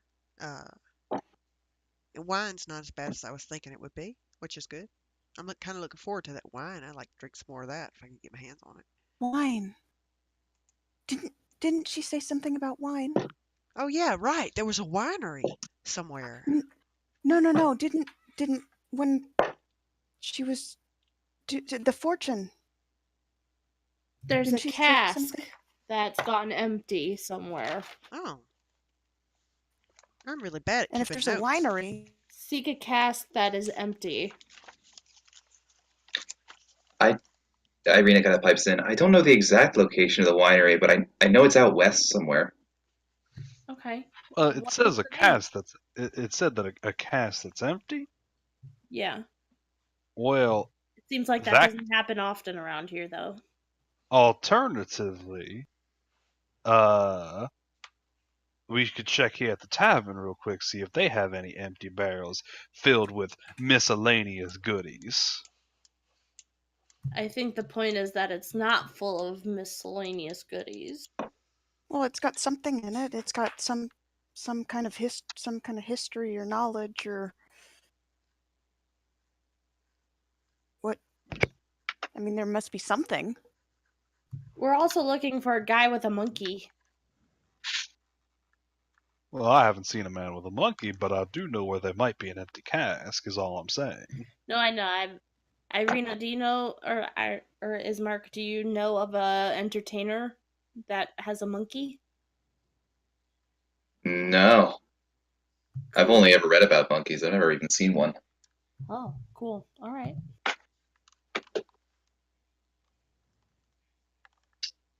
I can't turn into a monkey yet because I can't climb. So, Oh, wild shape are That- weird. that sounds arbitrary. Exactly. Exactly. James, do you want to check out the pub here before you guys get a move on? Yes, James is going to go inquire about empty barrels. Okay. You step in to the tavern again. The three women are in their usual spot right there by the front. Is anybody joining James? I'll go along. Well, I'll hang Okay. out with Olivia or Olivia Horse, whichever shape she Olivia. she would like to be in, and I kind of I nudge her and I say uh, I value your input, but it wouldn't hurt you to be a little more personable. And that's all I'm saying, dear. You could be a little, you know. I know this sucks. I know we don't know where we are, but you could be a little bit, You know what I'm trying to say, dear. You know what I'm trying to say. I really don't. But I'm glad that you're not going on further to explain it. Oh, is that what you mean? Like that? Yeah, That was. Oh. that's exactly what I mean. And I know Um. you look at me and you think I'm an old lady. That No, I'm probably older than you are. Yeah, well, I've lived a more. We're not gonna argue the fact about who's more wise right now. I'm just trying to say that you can be a little more pleasant. All right. Well, I'm sorry my attitude is making it hard for you to be around me. Oh, it ain't making. It's fine with me. Yeah, that's why you're bringing it up. Well, I just like to see nice things and be around nice people. That's all I'm saying. Got it. I don't want to nag on you, although that's that. Well, it's you're not achieving that goal, but Well, okay, I understand. well, it's early still, so. Fair. as you guys are having this conversation, Irina and Ismark are heading toward the mansion to get their stuff together. Okay. And while that's going on, we have Mirabelle and James heading into the tavern. And again, the women are there, kind of sitting there, and they kind of nod towards you, step in.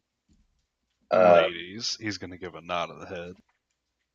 You see the red-lipped, curly-haired woman whose name I remember very well, Alenka. Kind of nods toward you as well, kind of shooting you a devilish smile. And as you step in, you see Eric standing behind the bar, cleaning one of his glasses. Why, hello there, good sir. I have a bit of an inquiry for you. It's copper for a glass, silver for a pitcher. Well, I'm inquiring to see whether or not you have any empty barrels available. Me and my friends are looking for something to carry a sizable amount of water in. We don't sell barrels. We sell drinks. Copper for glass. Silver for the other one. I think James is going to turn around and inquire that same question with somebody he knows can say more than copper for a glass, silver for a pitcher, aka the three women. Alenka she's kind of leaning over her chair as you approach. She says, "Finally, someone. Wait, that's not the voice. Finally, one of you has the sense to talk to the right person." Well, I figured he handled all business. I assumed you were here more for pleasure than, having to do business. You're not wrong. And as Alenka says that, Maria kind of just, what my sister means to say is, if you're interested in buying one of our empty barrels, that's fine. I'd say 2 copper pieces. Oh, that seems more than fair. And James is going to pull out 2 copper pieces. Maria kind of sits up. "Eric, go get a barrel for this man." And Eric says, And he goes and he begins walking No, behind no, Flora. no! Don't trouble yourself. I am a strapping young lad. I can take care of it. Please. Maria kind of raises her hand. It's fine. Eric, go. She kind of narrows her eyes towards you as Eric heads back. Well, it was worth a shot. Eric eventually comes back with a big barrel and sets it down on the floor. Alrighty, now we have a barrel. Will that do? Oh, it most certainly will. Thank you. It's a pleasure doing business with you, ladies. I hope to see you again sometime soon. Same to you. And Alenka kind of leans forward and she says, "Don't be a stranger." And with that, you now have a barrel. Add that to your Heck yeah. inventory. The Fine. horse refuses to help carry I- that. We have one dandy. We can stop now. We have the barrel. I know we I have don't the know- barrel. I mean, I don't know I what don't- else there is there. I don't know if you guys know this, but the barrel is the best item in D&D. It's got so many uses. Not only can you put things in it, but you can also put things on top. You can also of it. put Take things out of it. you can put it alive. in things. Ooh. That What if empty barrel I could holds hide my it. hopes and dreams.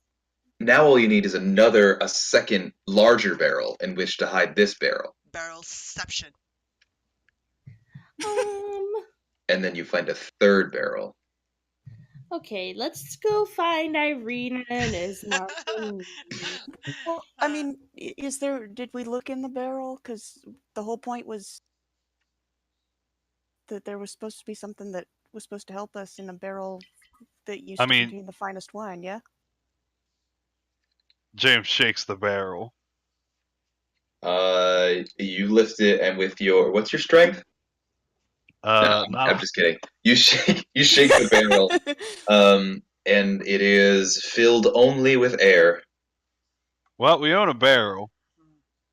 I've done my part. Oh my gosh, come on. I don't think that's the right Listen, barrel. Well, Olivia, this is true. Maribel makes a good point. You see, portents and that type of thing, divination is not an exact science. You got to track down all the leads. I think that this was a good chance to see, if we're missing something. We want to keep our eyes open, that type of thing, Olivia. And Right, we exhausted all possible avenues of inquiry in that interaction. I look at Viola and I give her like a stiff wink, and I look at James and I go, "Great job." I'm glad you agree, dear. Ow. Usually where Did Viola is very obviously knows someone being condescending, when it comes to her friends, she thinks they're all being genuine all the time. So, was that, Viola, was that what you were, is that better? Yeah, that was good, actually. Great. Cool. Can we go now? They're two low wisdom characters who, Charisma. low charisma, who, We're teaching each other how to be charismatic. I know. Exactly. If you could only be a little nicer, and of course you're like, well, if you could only shut the fuck up. All right. Can we go find our wards now? Yeah, eventually you guys are joined by Ismark and Irina, and you begin making your way toward the edge of town, getting ready to head out. And as you guys step out of the town and make your way toward the road, the sky kind of gives way for the fleeting moment where this tiny ray of sunlight manages to pass through. But then, just as quickly as it arrives, it's gobbled back up by the thick, impenetrable clouds. And as you guys begin to leave, small raindrops begin to fall as you guys are moving, and eventually it gives way to a full downpour. I stick my tongue out. Does the rain taste okay? It tastes like water. Well, at least it's not acid. Ah.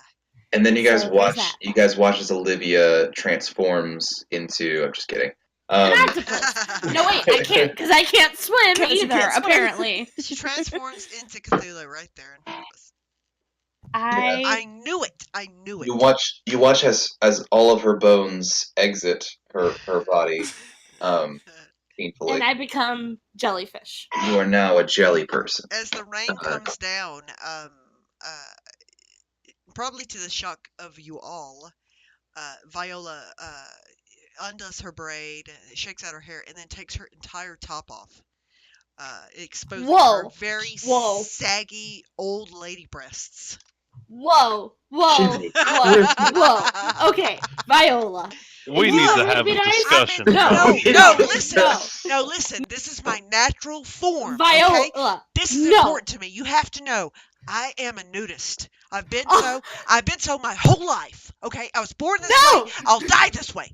Viola. You want me to be There's- nicer? Is with this argument we leave off as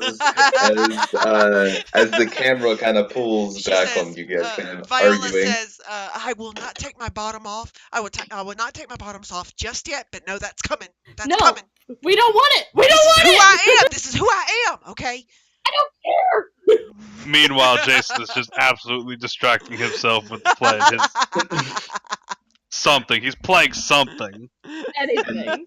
We are It's then, not even a song. It's just a bunch of notes. He'll grab one of those like grass whistles if he We has Oh, I it. love those. we are then brought over the various treetops and cliff faces that are just north of the village of Barovia. And as we climb up through and over the castle walls, we peek in through one of the windows on the side there, and we head into a large, ornate dining hall with a great big organ kind of sitting against the northern wall.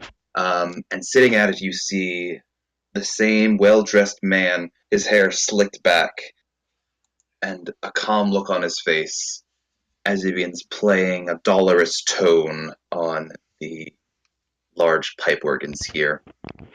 And as he brings the music to a crescendo, it echoes out, and we journey out of the castle across and pan upward towards the giant mountain to the south.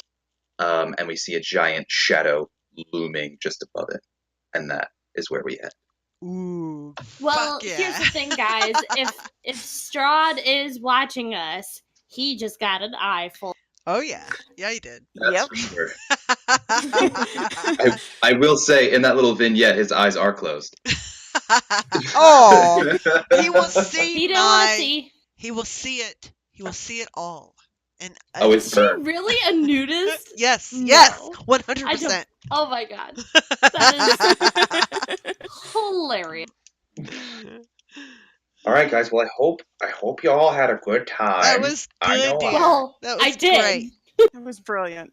I know I did. There wasn't too much combat this time around, but I feel like I got a lot of. I Yeah, got feel a like lot you're of gonna make stuff up for it when My- we're headed to this. yeah.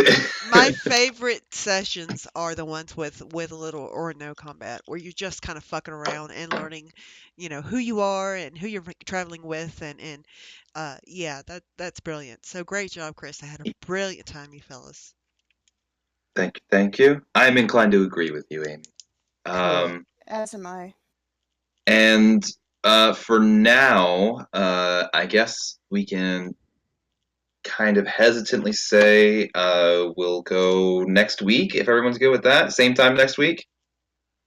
Yeah. Yes. Yes, 100%. 6 p.m. Central Time works for me. 6 p.m. Central Time. I'm really glad I managed to condense Barovia into a single 3-hour session. I'm pretty happy about that. Because not much happens here. And James, don't forget about your pastry. Oh no, I'm aware. I Oh. still have that pastry. Oh, All right. Don't want it to go stale. Yeah, you don't want that to go bad. yeah. All I'm saying is that James hasn't found like a safe space for him to trip yet. That's true. That's true. He knows it's coming. He looks at the pastry. He's like, soon. He's like, this thing's gonna fuck me up. and Viola looks at it like, that would kill me. Full of nuts, I'm sure. Oh man. Okay, well then, I have class tomorrow, so I am going to head to Yes. Sleepy Time Land. Okay. I forgot to take notes for that whole thing, but it's a good thing you were recording, Amy. I did. I am recording, dear, and I will throw it up tonight, and it should be up by the morning. I'll have it. It Cool. takes like an hour or two to upload, so it should be up by the morning. But Cool. yeah, everyone had a great time. This is a brilliant campaign. I'm really excited for what's coming up. Me too. There's a lot of good stuff in the works. Well, all right, guys. I'll keep in touch in the chat and everything, and then I guess we will be seeing each other again next week. So until then, stay frosty. Night, guys. Night, guys. Night, everybody. Have a good week.